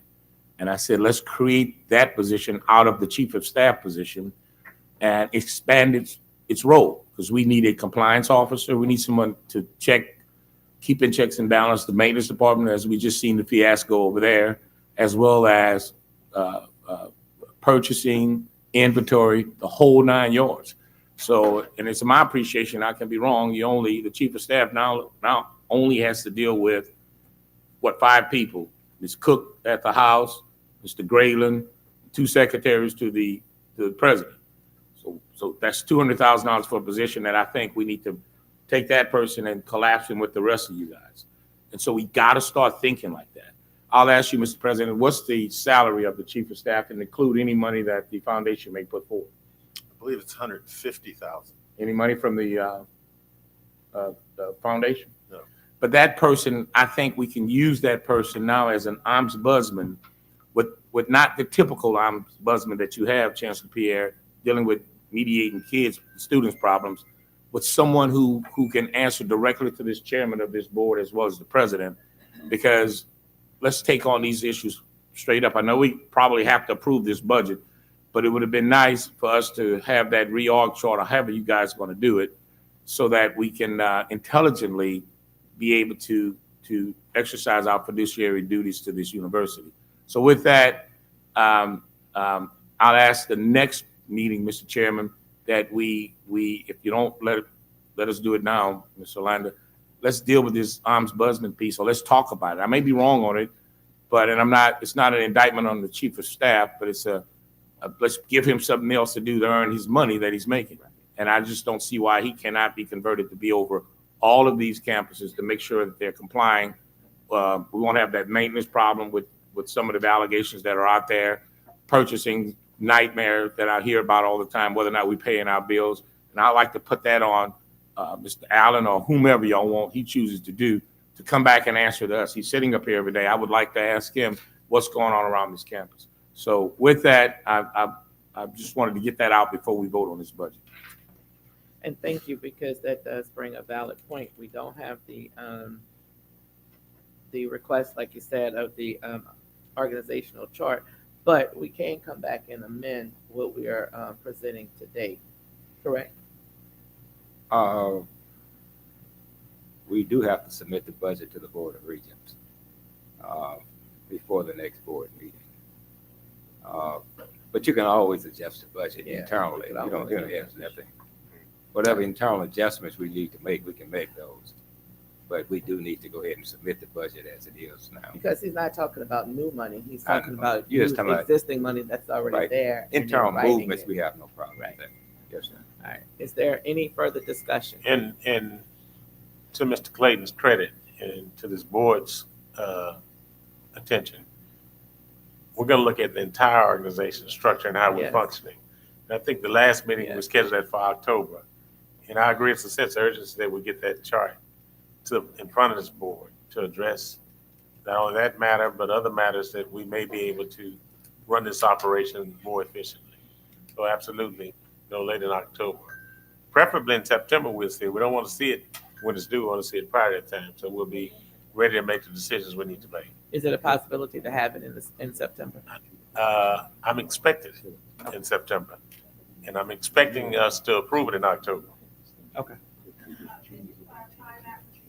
Or organizational chart, of the whole university, of all the Particularly the system. colleges, or what? Particularly the system, it still needs to be driven down to the chairs and deans, of course, and to the departments. But I'm looking for it from the administrative level on the campuses and certainly at the system. But on all of our campuses? Oh, absolutely. Okay. Absolutely. Any further discussion? I'll entertain a motion. Well, we did that. All those in favor? Any opposed? Motion passes. Item B, request approval to cancel the HBCU loan for the student union and dormitory projects. Who's handling that? Mr. President, is that you? Yes. To much fanfare, I think almost 4 years ago, these projects were announced, moving forward with financing through the Department of Education and their, I think, sole source folks, Rice Capital. It would have been a close call to make these cash flow even from the outset, if I'm correct, Mr. McClinton. With inflation and increase in construction costs, if we were to build a 250-bed residence hall now, we'd have to charge almost $6,000 a semester for students. That's just not viable for us. And since we don't have another source of revenue to drive down that cost, it makes no sense to proceed with these projects and create debt that we cannot service. And so decision's been made to cancel that and move forward with other residence hall projects that are underway, under planning, early planning right now. Question. We have to have some deliberate conversations very soon about this enrollment piece. Not only we have to improve what's our population at stake. We have to do something about our retention program. If we correct our challenge that we have with retention, we wouldn't be having these conversations about the budget that we're having. We have got to have more items that we can use and tools we can use to hold the folk in our classroom and be candid as we can, responsible for our students graduating. It's unacceptable what I see, and I'm looking for means to guarantee that our students will have the opportunity to graduate when they come to Southern University. Most of us had the privilege of attending our national conference, and the questions always raised was, why are so many of our children failing? The question should be, why are we failing so many of our children? And so in October, I'm going to look for a structure that's going to address the lack of a satisfactory retention rate that we have here, and something that's going to be sustainable and it's going to go beyond our tenure on this board. But we can keep the folks that's coming in the front door we wouldn't have these conversations, as I talked with Board Member Dudley last night in length about what we're challenged with. And that's my piece, and I'm not getting off of it. I think the chair is, Mr. Rutledge. Yeah, Mr. President, you're being kind, and I know this predates you, but we should not have gotten to this point to figure out that this project would not cash flow. That should have been ferreted out at the development of the pro forma stage. Yes, sir. Right, but damn thing to do with inflation or anything else. We should have known that. And that disappoints me greatly because, as I appreciated the priority, while both the new student center as well as the housing, but the housing should be a priority for us because, as I appreciated, we've only got about 2,200 beds. And Ms. Abraham has to transform herself into Houdini to try to manage this when we need at least 3,200 beds. And I was reading a post online about some of our peer institutions. FAMU was one of them, and a few others were mentioned, where parents were expressing frustration about the lack of quality on-campus student housing. And so it's not unique to us, but it's no consolation to us because we should be much further along. We should have, we should be building in the construction phase right now.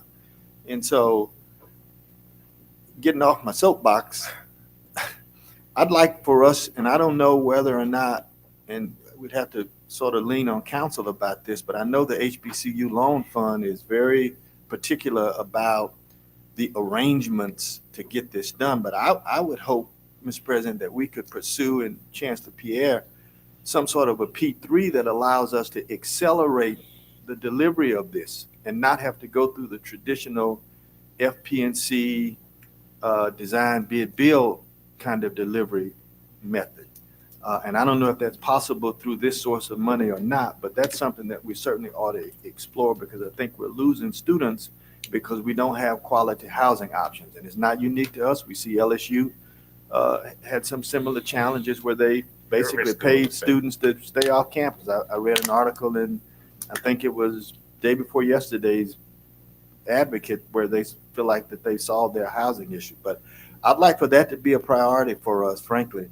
And I would also like for trying to wrap our heads around what we need to do to make certain a new student center, as I appreciated, they don't call them unions anymore, but a new student activity center is also in the offing. And maybe we have to pursue that through the traditional capital outlay route. I don't know, and I'm sure you guys have thought about this, but I'm just disappointed that we're at this point to find out that this project would cash flow. If I may. Sure, and then Mr. Fondell, and then Attorney Clayton. I'm in a difficult position because I want to throw stones at anybody before. I wasn't walking in the shoes. And that's why I said just happened way before you got here. So I understand that, but we need to be honest and upfront and transparent about what we're doing here. So the reality of it is we probably need 2,000 additional beds on the campus. Through the good offices of the foundation, they've agreed to serve as a developer. We're working with a national entity, JLL, to do this the right way moving forward. I think one of the things we have to acknowledge is sometimes we let our ambitions get outside what of our capabilities are. And so the expertise that we can draw on from a company like this who's built facilities at Florida A&M, Morehouse College, as well as a lot of others, and a commitment from the person who leads this arm of it to helping HBCUs figure this out. What I can report to you that we've had meetings with two national banking concerns who have automatically accepted the notion that working with an enterprise like JLL gives them better confidence that we will develop a program that they will be interested in engaging in financing. And one of these has already indicated a willingness to maybe support paying the fees for JLL to move this along. It's a little early to discern that. But it's my intention, this is a P3 project, that with with the sense of urgency that we hopefully would be able to break ground on a significant facility as early as next summer. That's the urgency with which we need that additional housing on this campus. So I hear you. Mr. Fidel. All right, thank you. Thank you, Chairlady. Part of my concern is the housing, as we all know. I had an opportunity to speak with an alum here a couple of weeks ago, and I think at other universities, they mentioned that they are starting up real estate endowments at those particular universities, and they are buying existing complexes. So one of the questions he asked me is, we have complexes around our campus here. We know that breaking ground is going to take some time. Could it be addressed to looking at facilities like, I use the villa that's right there, the Cadence, and making it to where all of our freshmen are housed on the campus. And then from that point, once they've gone up to be an upperclassman, then they can go into some of these other complexes here. Most times when these families are bringing their students up on campus, they just want to know that they're safe, leaving home for the first time. After a year or two of being in the back, could they migrate to a facility that Southern operates away from the campus, either the Cadence, the Villa, or some other complex that is close by where we're able to provide security also? So that is something that came up, and I couldn't see why it couldn't at least be addressed. The other part of what I want to say is about retention, what the chairman said just a second ago. I've noticed that the tone has been changed. If you have seen the pictures from orientation, it's organized. If you've seen these photos, all of our students are showing up. Expectations are they're told what it's expected of them. They're having a pinning ceremony on their front end. Those are all things that help to lead toward better retention. I commend the chancellor on what he's doing, his staff, his team, along with them, but it has some meaning, and it is not going to pay the results. The results of what is happening right now won't be seen until a few years from now. But the tone has been changed. It's been set over there. The expectations. If you saw the photos, everybody in white shirts, organization, folks sitting together. These are all things that are a part of the process of us getting to where we need to be as far as increasing retention, because we know that more students that we keep, the more revenue it's going to help generate, and the more people it's going to help at the end of the day. So thank you with that. All right, Attorney Clayton.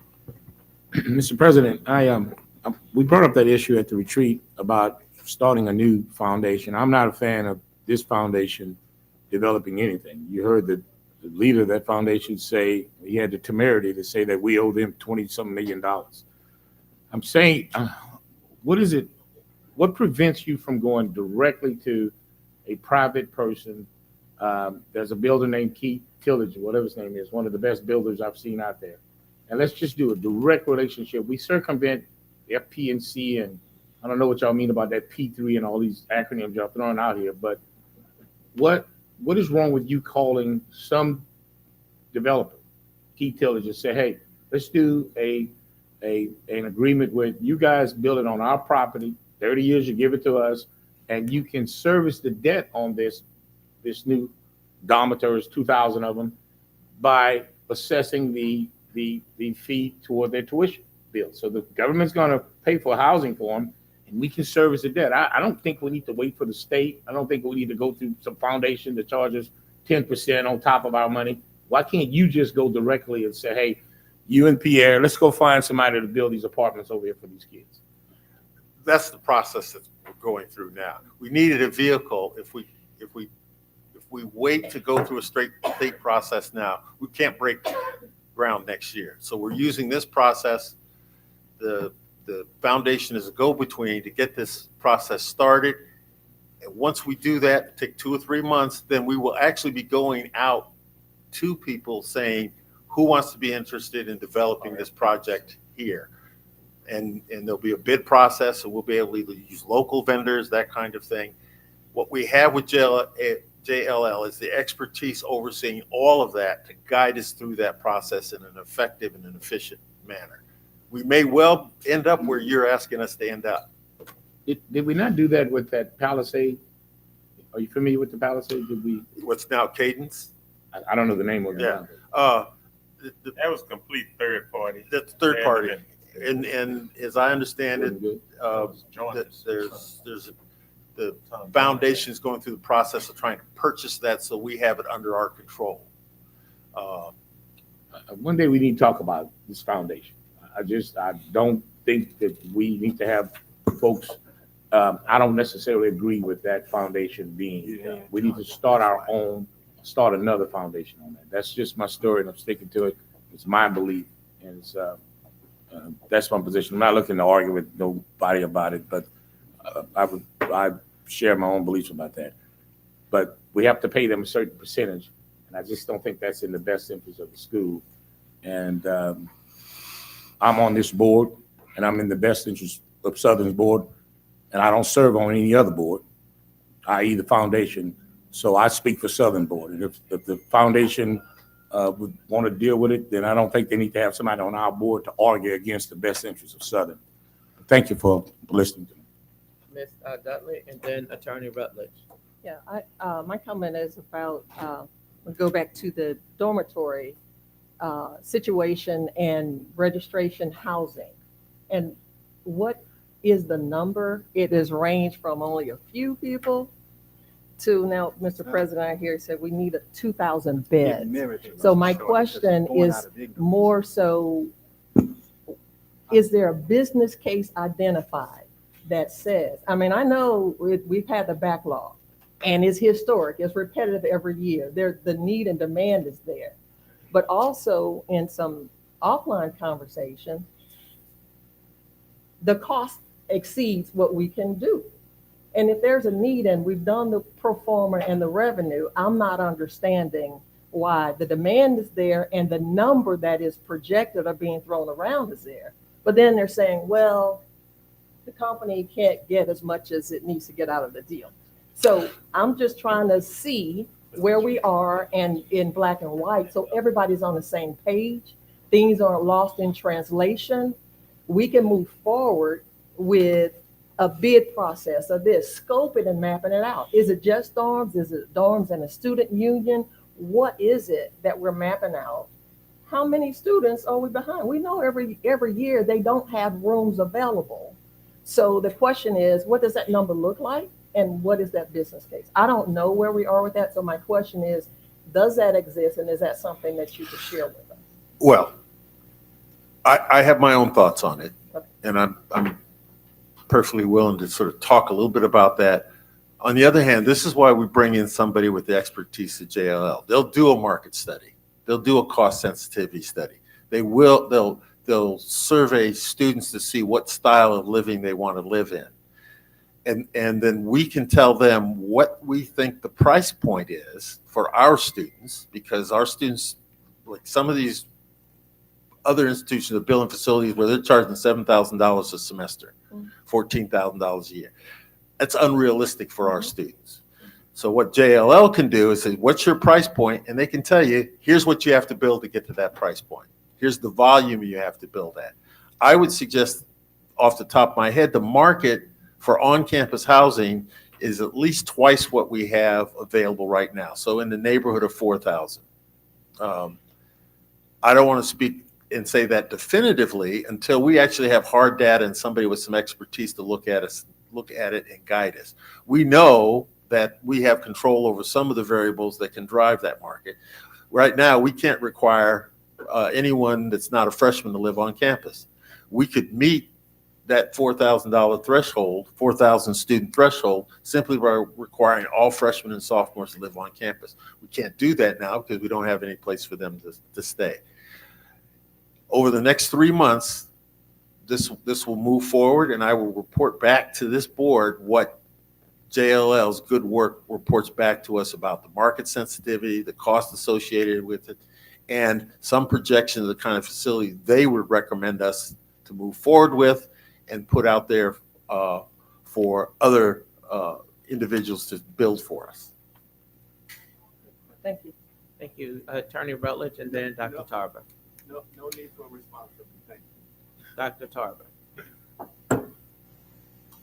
Dr. Shields, you mentioned a second ago about the foundation purchasing some contract, I guess, with Cadence. Purchasing the facility. I think we ought to take a deep look at this, because when the contract was first developed, that contract provided for that Cadence to revert to the ownership of this university at the end of that. Now, I understand later on, I don't know if they went bankrupt or something they didn't do, but I was wondering how any new owner could get around that provision in the contract, which didn't require us to have to pay anything for it. And so I'm going to suggest that we take a look at that original contract and see whether or not the new owners, with that obligation didn't transfer to them, which still inures to our benefit. Otherwise, if we're not looking at it, we're just giving something away, period. Which is the question I wonder why some foundation is gonna tell you, well, we can buy it for it. That's so disingenuous. And that's the problem. We'll talk about it offline. But that's the problem I have with this foundation. Mr. Clayton. I'm sorry. Mr. Clayton, all right. Is that all, Dr. Tarver? Well, I would like to simply ask the president to take a look at those documents and to see what the possibilities are.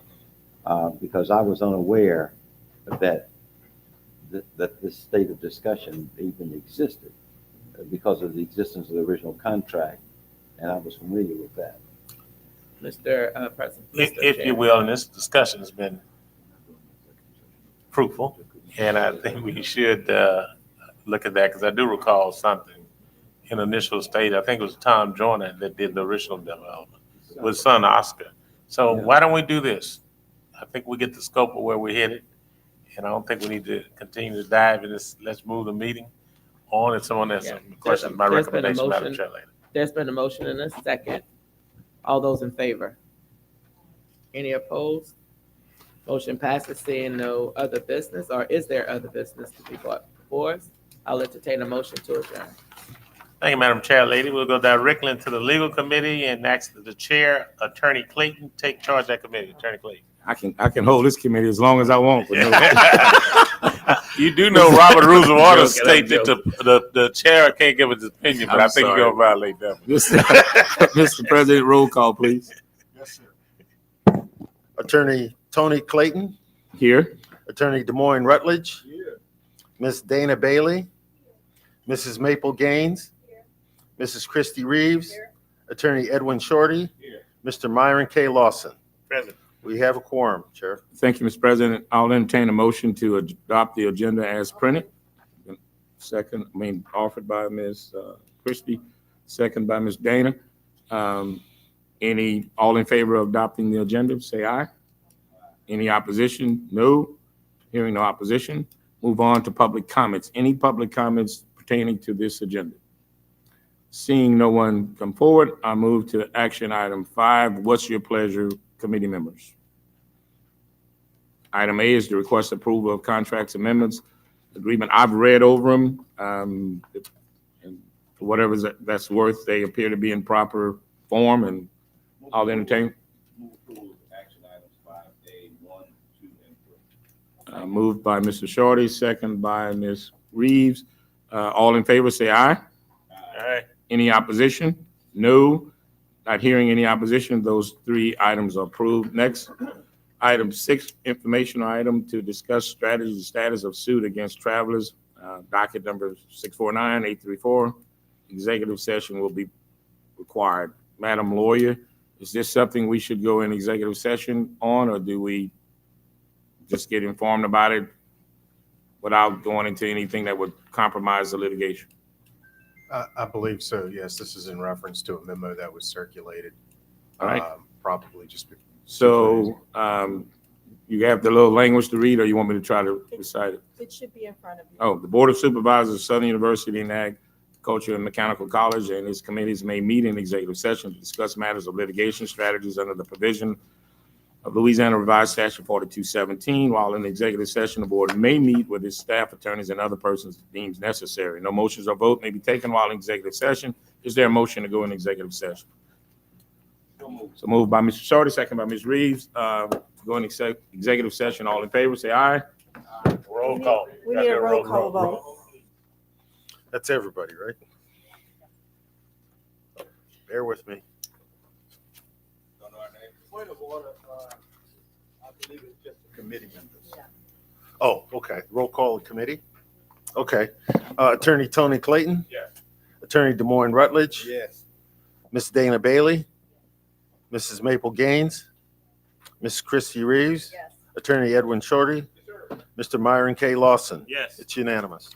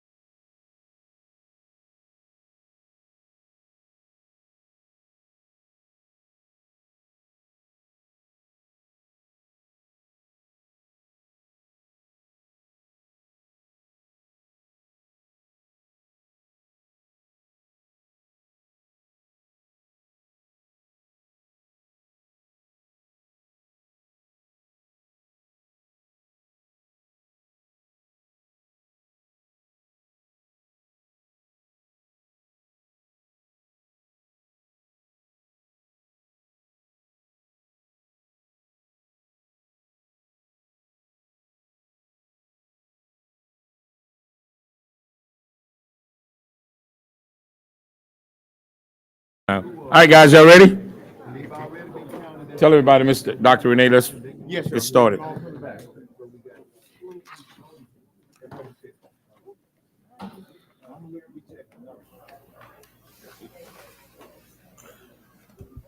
Roll call in, roll call out. Who we missing? Mr. Fondell and Ms. Ann?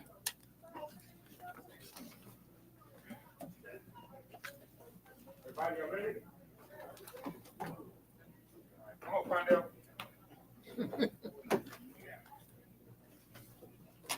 Treat Fondell like he's a special student.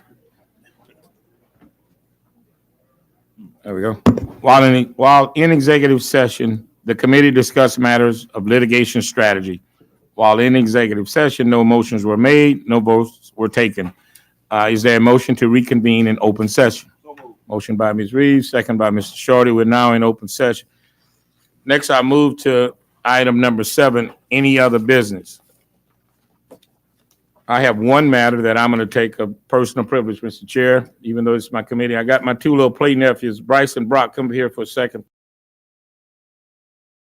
Stole from you, Dr. Ammons, from SUNO. They're now enrolled in Baton Rouge. They're young basketball players, and they're my little relatives. Come on, not to the mic, up to the little mic. Be quick. They are twins, as you can see.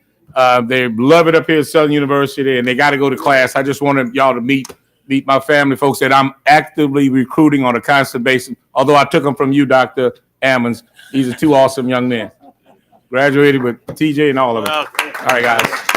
Y'all take care. Nephew.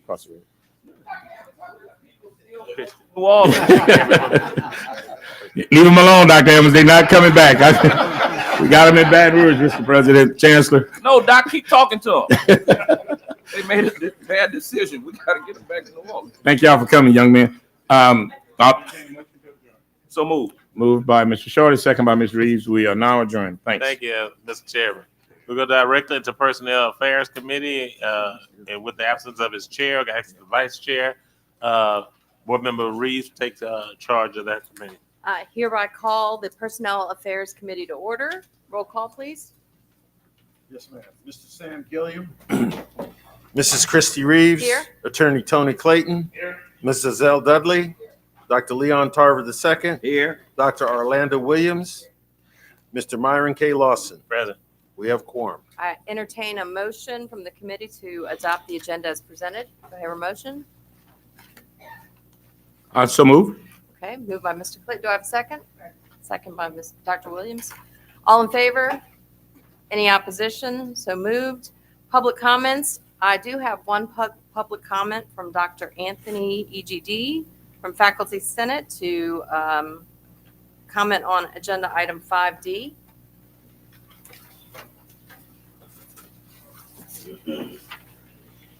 So, okay. Good morning. Good morning. Board Chair, Good morning. Chairman Lawson, Good morning. I appreciate you, sir. Thank you. Vice Chair, Good morning. we appreciate you, sir. And President Chair, good morning, sir. Morning. And honorable Chair, honorable members, thank you all so much for your oversight functions. I'm Dr. Ejidi, Faculty Senate President, SUBR, and I'm here really to commend or support Dr. McMahon for the wonderful job in reference to item 5D, request approval to implement raises up to 3% for eligible employees. Dr. McMahon, thank you so very much. This is all we need. We know this is Art Center. They participate during Faculty Senate election. I know some of them voted for me, and I also represent them. This is something good coming from that area.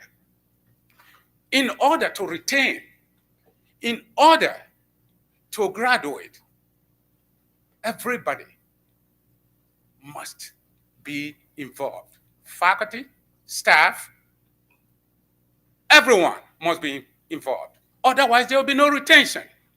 There will be no graduation, specifically faculty. If you really want to retain students, you need to reach out to faculty. Faculty must be happy. Now, Chancellor McMahon can tell those people, if you don't do your job, I just gave you your 3% raises. You need to do your job now.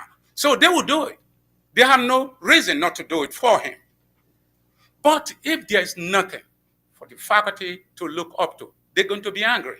If you ask them to retain, graduate, they will tell you, oh, I don't benefit from it. I'll just do my job. I'll just teach and go. We don't want that to happen. This morning, before coming over here, I went to College of Engineering, Science and Engineering. The dean invited me because I had a meeting with his faculty this morning. I told the faculty, you have to work with the dean. The dean is ready to uplift the college. This is your function, or these are your roles. The dean will do his, and you have to do yours. But if they are not compensated, if they are not recognized, they won't do it.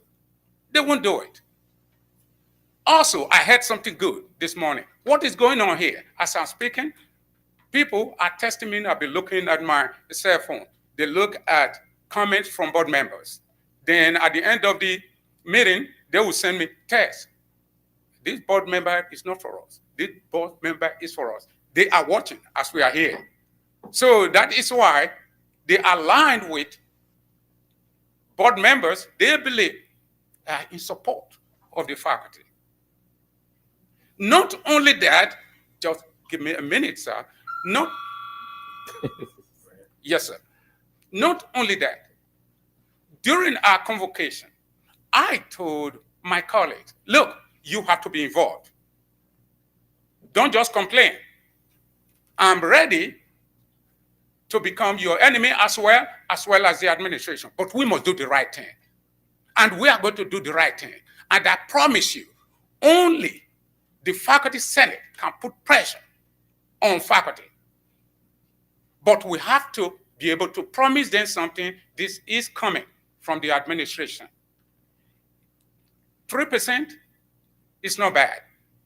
But for SUBR, we have to emulate the work of Chancellor of the Art Center.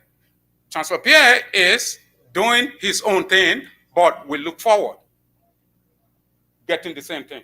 Thank you, Chancellor. Thank you. Thank you. Thank you for your comments. Thank you for your leadership on the faculty side. Thank you. Thank you. Thank you. All right. Let's move to action items. What is the pleasure of the committee? Madam Chair, I move that we pass action item 5A, B, C, D, and global. I have a motion to do 5A, B, C, and D in global in a second. Any opposition? Hearing none. All in favor? Any opposition? It passes. Thank you. Other business? That's it. Then I move that we adjourn. Perfect. We are adjourned. Thank you. That's the way we do it, huh, Kristen? It's now time to call the Southern University Board of Supervisors meeting. Through shared governance, leadership, a diverse system of unique institutions, the mission of the Southern University and A&M College system is to deliver affordable, world-class education with a trained workforce, state-of-the-art research, creative scholarship, and transformational public service to the state of Louisiana, the nation, and the world. That is the mission statement of the Southern University A&M College. Mr. President, will you call the roll? Absolutely. Mr. Myron K. Lawson. Present. Dr. Ronnie Whitfield. Present. Ms. Dana Bailey. Attorney Tony Clayton. Here. Ms. Azelle Dudley. Here. Mr. Raymond Fondell Jr. Here. Mrs. Maple Gaines. Here. Mr. Sam Gilliam. Mr. Paul Matthews. Mrs. Christy Reeves. Here. Attorney Des Moines Rutledge. Here. Attorney Edwin Shorty. Mrs. Ann A. Smith. Dr. Leon R. Tarver II, Reverend Dr. Samuel Tolbert, Dr. Orlando Williams. We have a quorum. Thank you, Mr. Secretary. Item number 3, adoption of the agenda. Are there any modifications to the agenda? I'll move to adopt. Motion made by Board Member Reeves, properly second by Board Member Bailey. Discussion. Hearing none, all in favor, aye. Opposed? That motion carries. Item number 4, any public comments pertinent to the agenda as adopted? So no one come forward. Resolutions, Dr. Vital. Good morning. Good morning. Is it still morning? Yeah. Okay, so condolences. Dr. Xavier Hoy graduated from Glen Oaks High School in Baton Rouge, Louisiana, and earned a bachelor's, master's, and doctoral degree from Southern University and A&M College. Dr. Hoy loved to teach and engage research as an assistant professor in the Nelson Mandela School of Government and Social Sciences at his alma mater, Southern University. He passed away on July 12th, 2024. Dr. Huey L. Perry taught at Southern University, Baton Rouge, before serving as Dean of the School of Public Policy at Southern University from 1991 to 1996. He was the chair of Political Science Department. After 31 years at the university, he retired in 2014 as Professor of Political Science, Chancellor's Fellow, and Executive Director of the Institute for Research, Training, and Public Service. Dr. Perry was recognized for his outstanding accomplishments in teaching, research, service, and grant acquisitions, and appointed as Chancellor's Fellow in September of 1996 and awarded the honor of Professor Emeritus in January of 2024 by the Southern University Board of Supervisors. He passed away on August 3rd, 2024. Mrs. Linda Loretta Jenkins Joe graduated from Jonesboro Hodge High School in the first integrated class of 1972. After completing high school, Mrs. Joe continued her education at the Southern University and A&M College. In 1975, she earned a Bachelor's of Science degree in business. Mrs. Joe enjoyed spending time with her family, cheering on SU Jaguars and her favorite NBA team, the New York Knicks. She passed away on July 26, 2024. Mr. Thomas Stephen Harris IV, affectionately known as Stephen, was a graduate of West Feliciana High School. Stephen was pursuing a degree in criminal justice at Southern University, for which he desired to become a lawyer or an agent for the Federal Bureau of Investigations or Central Intelligence Agency. His hobbies were basketball and band.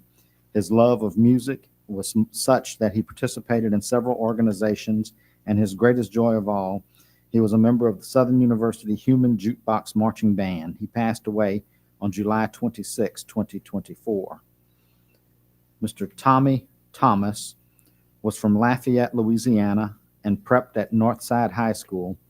He majored in therapeutic recreation and leisure studies while at Southern.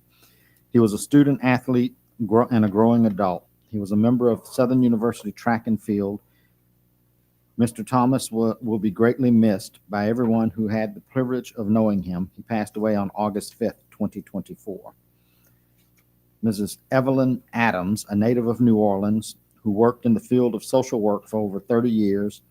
She was educated through the Southern University system for both bachelor's and master's degree. Southern was indeed dear to her heart. She set up the Evelyn Adams Endowed Scholarship to be used to support College of Social Work. She passed away on August 14th, 2024. One we just received this morning, Mr. Maurice Franks, former professor of the Southern University Law Center, passed away on Wednesday morning. Funeral plans are still pending. We have two accommodations this morning. Miss Geneva Moore is a retired educator who was born August 15th, 1915 in Newellton, Louisiana, who moved to Shreveport and has been a resident since 1930. She received her high school diploma from Central Colored High School in 1935 and earned a Bachelor's of Science degree from Southern University and A&M College in engineering in 1941. and a master's degree in education at Howard University in Washington, D.C. in 1952. We would like to extend to Miss Geneva Moore our birthday wishes on her 109th birthday and our best wishes to her for continued success, happiness, and good health in years to come. Mr. Lamont Cole, formerly Mayor Pro Tem of the East Baton Rouge Parish Metro Council, has been hired by the East Baton Rouge Parish School Board as its new superintendent after unanimous vote. We would like to congratulate Mr. Lamont Cole and wish him success in his new position. This concludes our resolutions for today. Mr. Chairman, if I may request the honor to add one person to that list for you, Mr. Vital, and that person is the wife of Congressman Troy Carter.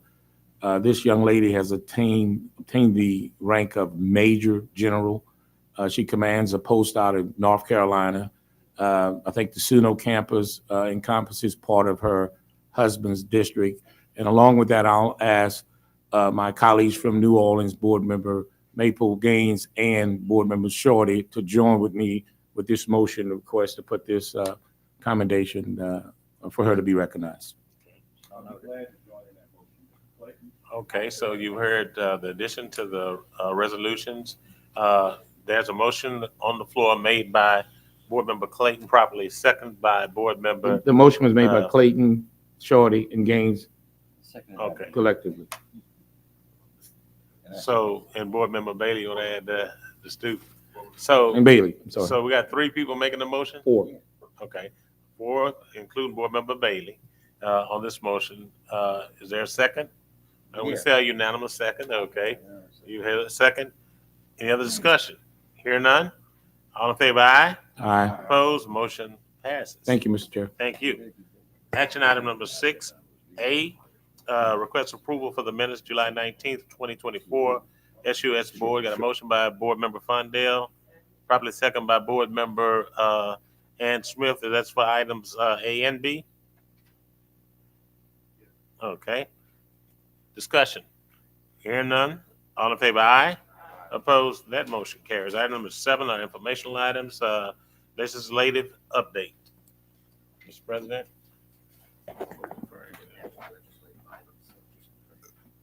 Okay, presidential report. Okay. Couple of things. One of the legislative update, I did mention earlier in some remarks that the legislature is moving to address what appears to be a $500 million deficit, which will likely turn its attention to the higher education budget. And I think at the July board meeting retreat, we mentioned that our share of that could be anywhere from $9 to $13 million, I think. And we are working on the impact there. A couple of things that I would like to mention in addition to that. Where did I put that? I grilled my chancellors at the last executive committee meeting about their enrollment projections for this fall, with the understanding that the enrollment projections were budgeted to meet certain enrollment projections, and the time would be now if they thought there was any softness in those projections, as it drives our budget. And I will expect each of them will report where they stand on that moving forward. For the Baton Rouge campus, things look strong. I would identify one of the things about enrollment: you need paid enrollment. Counting people who have not paid yet doesn't do us much good. I believe right now we have twice as many enrolled paid students as we've had in either of the last 2 years. Is that correct, Chancellor Pierre? Well, as of this morning, we're about 1,800 up, actually 1,900 up. Okay. And twice as many from 2 years ago. Okay. So that means that the likelihood that we will exceed our enrollment targets on which our budgets are based for the Baton Rouge campus are very, very strong. And that's some of the basic blocking and tackling that we need to do to sustain the institution over time. I also would project that in conversation with Chancellor Pierre, maybe I'm taking all your report out. Trying to give him a hint. Is I think in the next month or so, we'll have good news in terms of our retention and student outcome numbers, but it's a little early to acknowledge that. So with that, in the interest of not keeping people here any longer than necessary, I'll defer to my colleagues and chancellors and let them expand. Chancellors, we'll start this time with Dr. Alvin Washington, our interim chancellor of the Law Center. Good afternoon, Mr. Chairman and members of the board, Mr. President. First, I'd like to thank Board Member Tony Clayton. He left, but for thanking him for leaving.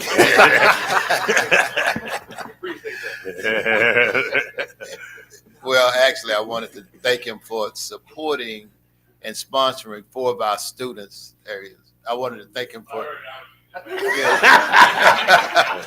I knew you were not gone, but I want to thank him for sponsoring 4 of our students for a conference in Las Vegas in October. His firm is paying the airfare and hotel accommodations for those students, and we'll be reaching out to our alums for internship and employment opportunities for our students and for scholarship support.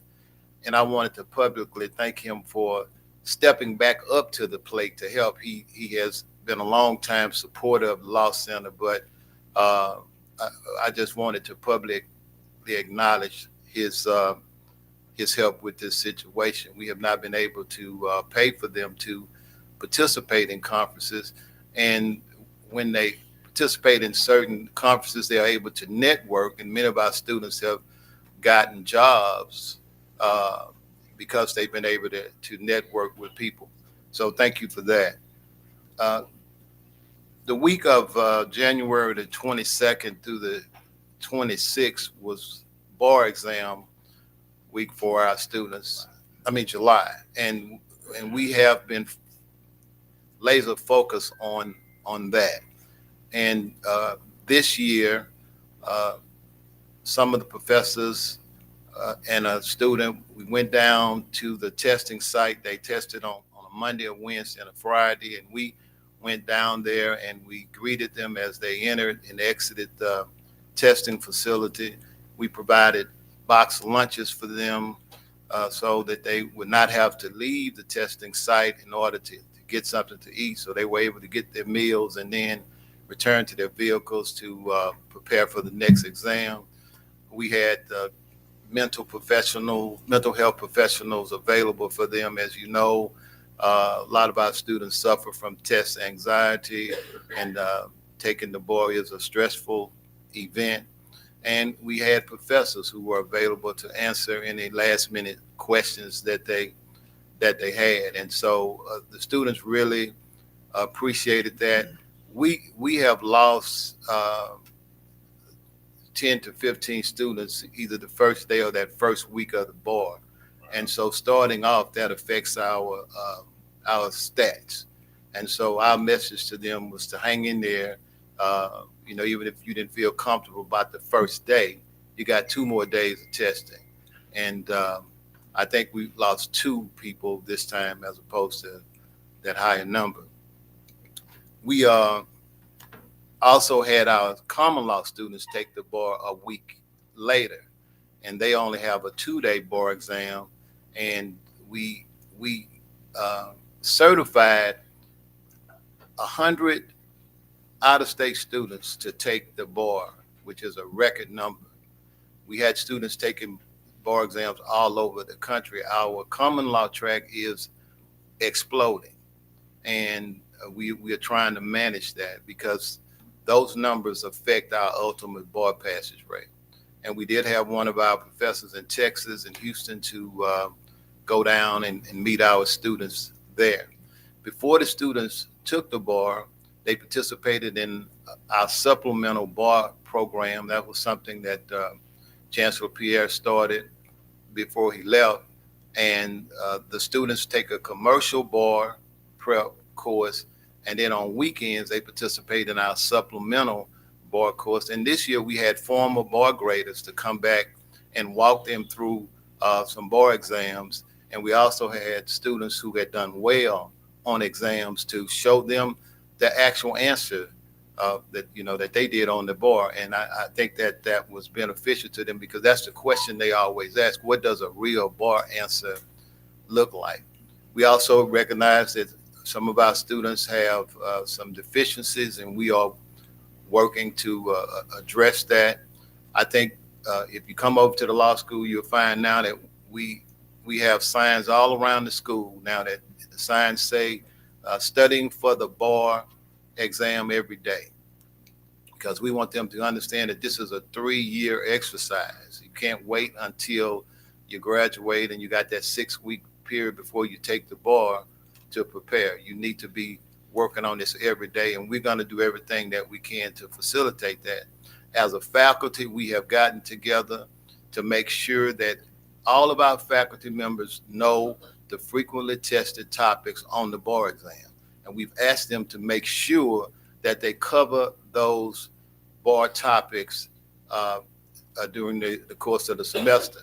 Today at our faculty meeting, we put in all of our faculty members in breakout rooms on Zoom, and they're going to go through the most recent bar exam to make certain that they have covered the topics that were tested, and that they are familiar with the types of questions that are asked on the bar exam.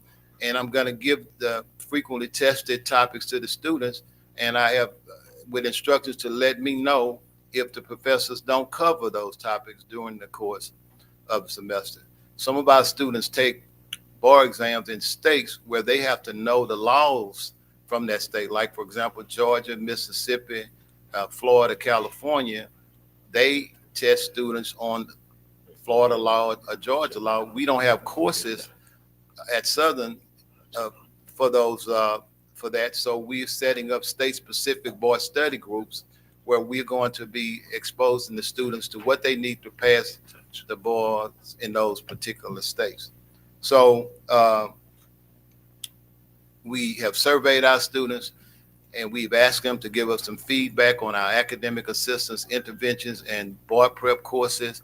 And we are using the information that they have provided us to make some adjustments in those programs. For example, we have reduced the professor pupil ratio in our bar classes from 1 to 50 to 125. That way our professors can spend more time with the students and provide them with adequate feedback. So those are some of the things that we are doing at the Law Center. Thank you. Thank you, Chancellor. Chancellor Pierre, Baton Rouge campus. It should be. I was asking President if you got the memo around here. I know you're interim, but you were trying to be permanent up there. Go ahead. Thank you, Chancellor. Good afternoon again. You have the Chancellor's report. I wanted to add 2 things. In addition, we have 2 Southern University and A&M college students that are going to be White House scholars this year, in addition to 1 student from the Law Center and 1 student who is on the board from Southern University of New Orleans. So we have 4 students that are White House scholars. They will be in Washington, I believe, next month. I think that deserves a round of applause. And we were just notified by the National Science Foundation formally that we have been awarded a $1 million grant for a 3D industrial size printer, which is used in advanced manufacturing. It comes as part of a collaboration with the Department of Defense. And that's a very significant award because it puts us in a position where we can help students learn about advanced manufacturing and actually create dollars for the university based upon advanced manufacturing. So if you think about parts to cars and all kinds of things, that's done through this advanced manufacturing process. And that concludes my remarks. Thank you. Question, Board Member Fondell. Baton Rouge is shorten your steps in your speech or something, right? Yeah. Thank you. All right, thank you. Chancellor, I mentioned earlier about what was going on at the mini dome. Could you or your leadership team just kind of tell us what all has been going, not just briefly tell us what's going on and what we've seen and how that's working toward helping to increase our retention and your plans for that? Well, this is our second time doing a pinning ceremony for incoming freshmen, and really it was the university, college, and the academic advisors support that created this event as part of what we did with the Jaguar Success Academy to help students have a sense of belonging when they come and to have them understand how important it is. We actually had a great speech that was provided to them this year by the gentleman who created, I believe it's called First, what is it called? No. Fantasia's husband, what is it? Salute First. Salute First, yes. And he did a really, really great job of talking to the students about real issues and how they need to brand themselves and take this opportunity very, very seriously. So that really helps a lot. And we also were able to use that opportunity to get students that were having problems still with registration, to get them to take care of their business at one time. And I think this is a process that really, really works well. And it brings a certain amount of esprit de corps in that freshman class. And I'll say this, it was my first time seeing everyone in that mini dome dressed alike. Was that one of the requirements? Yeah, that was one of the requirements. White shirt, black, and they complied to the T. All right, thank you. Thank you, Chancellor. Thank you for recognizing it, Board Member Mondale. Next, Suno, Dr. Ammons. Okay, Dr. Now I'm ready. Thank you, Mr. Chair. You're good. Take your time. Suno also. Pull your mic down if you wouldn't mind. Thank you, Thank you. Mr. Chair, Mr. Vice Chair, members, honorable members of the board, President Shields, and colleagues. Suno also had a pinning ceremony this morning for our freshmen. It was conducted by the University College, the newly established University College at the institution, and I missed it. But I did get a chance yesterday to speak with the freshmen and their parents. I also want to acknowledge Supervisor Dana Bailey, who for the second time has been selected as a White House Scholar. I want to also congratulate her on finishing her internship through the Lamar Governor's Fellows Program. She spent time with the Department of Children and Family Services under the leadership of Secretary David Matlock. So Supervisor Bailey continues this leadership quest that she's on. And again, I want to congratulate her. I also want to congratulate two members.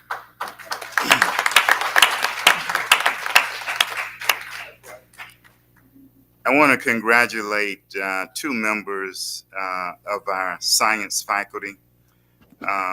You had an opportunity, I think, at the last meeting to hear about a $3 million grant from the National Institutes of Health that was obtained by Dr. Kristen Clement and Dr. Carl Johnson. Dr. Johnson is the Dean of the College of Arts and Sciences and a member of the chemistry faculty, and Dr. Clement is a member of the biology faculty.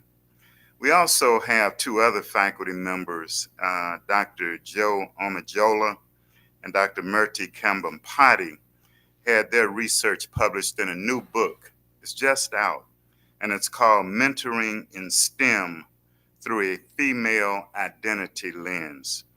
I congratulated them and also asked them if they would work with our colleagues across the university and across the system in helping us to increase the number of women who not only go in STEM, but finish their degrees in STEM. And then we have four faculty members, Dr. Rashid Belmasur, Dr. Brooklyn Johnson, and Dr. Ashley Ojo, along with Dr. Douglas Marshall, who have been selected by the Board of Regents as Momentum Scholars. Want to congratulate them as well.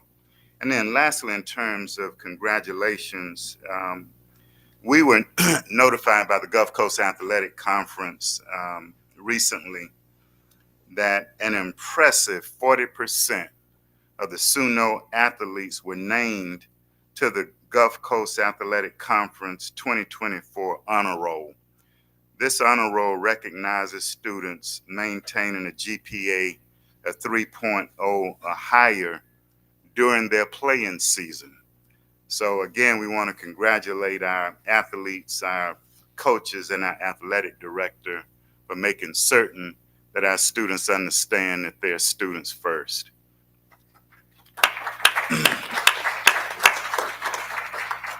And I'll give you a quick snapshot on enrollment. We are up, as of today, we have 1,429 students enrolled. 82 of those students are dual enrollment, but last year we had 643 dual enrollment students. We think that that number is going to increase because we have brought on 3 new high schools for this year. 94 students ahead of where we were at this time last year. We have registration going on as we speak, but we are seeing some pretty impressive gains. 24% increase in, 24% of our students have paid. This is about 300 students above where we were at this time last year in terms of paid students. We're working with our students and with their parents to get paid. We have seen some impressive gains in our enrollment. Our first-time student freshman enrollment is up 23% as we speak. We've also seen gains with our transfer students. In particular disciplines, we are seeing significant increases in cybersecurity, museum studies, pre-nursing, and nursing.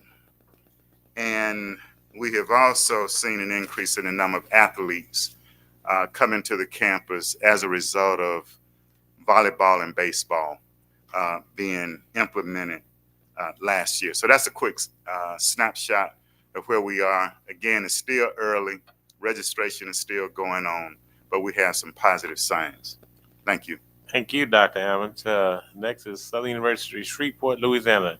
Dr. Gant. Thank you, Mr. Chairman. Vice Chairman, President Shields, and the honorable board members. During the 2023 academic year, 102 healthcare students matriculated through our allied health and nursing program, and they all earned their pins of distinction. Many of these individuals are now working in the fields in the Shreveport-Bossier area. And we're excited about the work that's happening in our allied health and nursing program under the leadership of Dr. Dean Joanne Brown. We're also at a point where we have outfitted our mobile health unit. And for the sake of this board, for those of you who do not know, we have two, the difference in our mobile health unit and the JAG Mobile is that we have 2 dental chairs on our mobile health unit where we'll be allowed to do dental screenings in the Shreveport-Bossier area. And we're really excited about that. And we want to say a big thank you to Oshner, our partner, who is partnering with us to ensure that we have the medical professionals working with us and our students on our mobile health unit. And we also want to say thank you to our Senator, Sam Jenkins, who made sure during this last legislative session that we have dollars in order to operate our mobile health unit. And so that's really exciting to us and the citizens in the Shreveport-Bossier area. And thank you, Ms. Board Member Reeves, for your assistance and support of our mobile health unit. This summer, 2 of the Susler Department of Engineering and Technology students, Allison Owens and Korea Green, conducted undergraduate research at Jarvis Christian University, located in Hawkins, Texas. Oftentimes, we don't hear a lot about our students who are in 2-year institution conducting research, but I'm really proud to say that 2 of our students were engaged in research this summer. As a part of the Jarvis Susler National Science Foundation HBCU Up iRise grant, the students participated in an 8-week-long intensive research program. Under the guidance of Dr. Kenny Moses, their research focused on wearable technologies and the thermal effect of body heat, potentially powering these thermoelectric devices. Additionally, their research explored nanotechnology and the benefits of embedding microelectronic devices in flexible nanomaterial. The students have and will present their research findings at a national conference. Allison and Korea also received paid room and board as well as a bi-weekly stipend. I'm really proud of those students and Dr. Kenny Moses in our electronic engineering program. Just a quick snapshot of our enrollment. We are also seeing a trend where we are improving as it relates to our enrollments. Our total enrollment for fall 2024 as of to date is 2,057 students. As in fall 2023, we had 1,798 students, which is a difference of 259 students and a 14% increase of our paid students for fall 2024. And we're really excited about, the increases that we're seeing in those numbers. Our non-paid students for fall 2024 is 1,128, and fall 2023 we had 1,352 students, which is a decrease at this time of 224 students and 17%. And so we have a team of our enrollment services team, as well as our academic affairs folks, who are really working diligently to ensure that we have numbers that support what we budgeted for in this last session, what we budgeted for 2024 and 25. Also, I wanted to mention that what we're doing, one of the strategies we have to make sure that we're meeting our enrollments for budget, we have registration. Tomorrow, we've been hosting Saturday registrations from 9 to 1, so we can, work with those students who perhaps could not get there Monday through Friday. So we'll be hosting registration on tomorrow. We will also have parent orientation. We believe that when parents get involved, it can definitely help us address our retention rates at Southern University at Shreveport. So we'll have parent orientation on tomorrow. We did not have a pinning ceremony, but we did have a new student orientation this past week where we served approximately 400 students. And so we are set for fall registration, and we will have our total numbers by our official day of record. That concludes my report, and the rest of my chancellor's report has been uploaded to your packets. Thank you. Thank you, Dr. Gant. Dr. McMeans, and before you get started, thank you. We had an excellent reception, and the accent always goes, they exceed our expectations, let me say. So thank you, and please extend our congratulations for the phenomenal experience we had last night. Thank you. Dr. McBeans. Thank you, Thanks, Mr. Chairman. Because President Shield and honorable board members, a couple of people have stated to me that I talked enough last night. Not thinking that I hurt my feelings or anything, but I will move to. So I have one announcement, and this is important. Along with our 2 scholarships in the College of Agriculture, USDA 1890 National Scholars, and then our JAG Stars, we're rolling out a new scholarship this semester. All freshmen coming in with at least a minimum of 2.5 will receive $1,000, and that will be probably most of our freshmen. And we're really excited about rolling out this because the main thing that President Shields tries to get us to understand that our 3.0 and high achieving students are definitely ones we should look at and try to support, but we need to make sure that we take care of all of our students. So we think that this was very attractive to a lot of young people in coming into agriculture, and we think that it will help with our enrollment moving forward. So I want to thank Dr. Marshall and her team for recommending this, and also the USDA for providing us with resources to do so. Thank you. Thank you, Dr. McBeans. Anything else for the good of the system? If not, I'll entertain a motion on item number 9.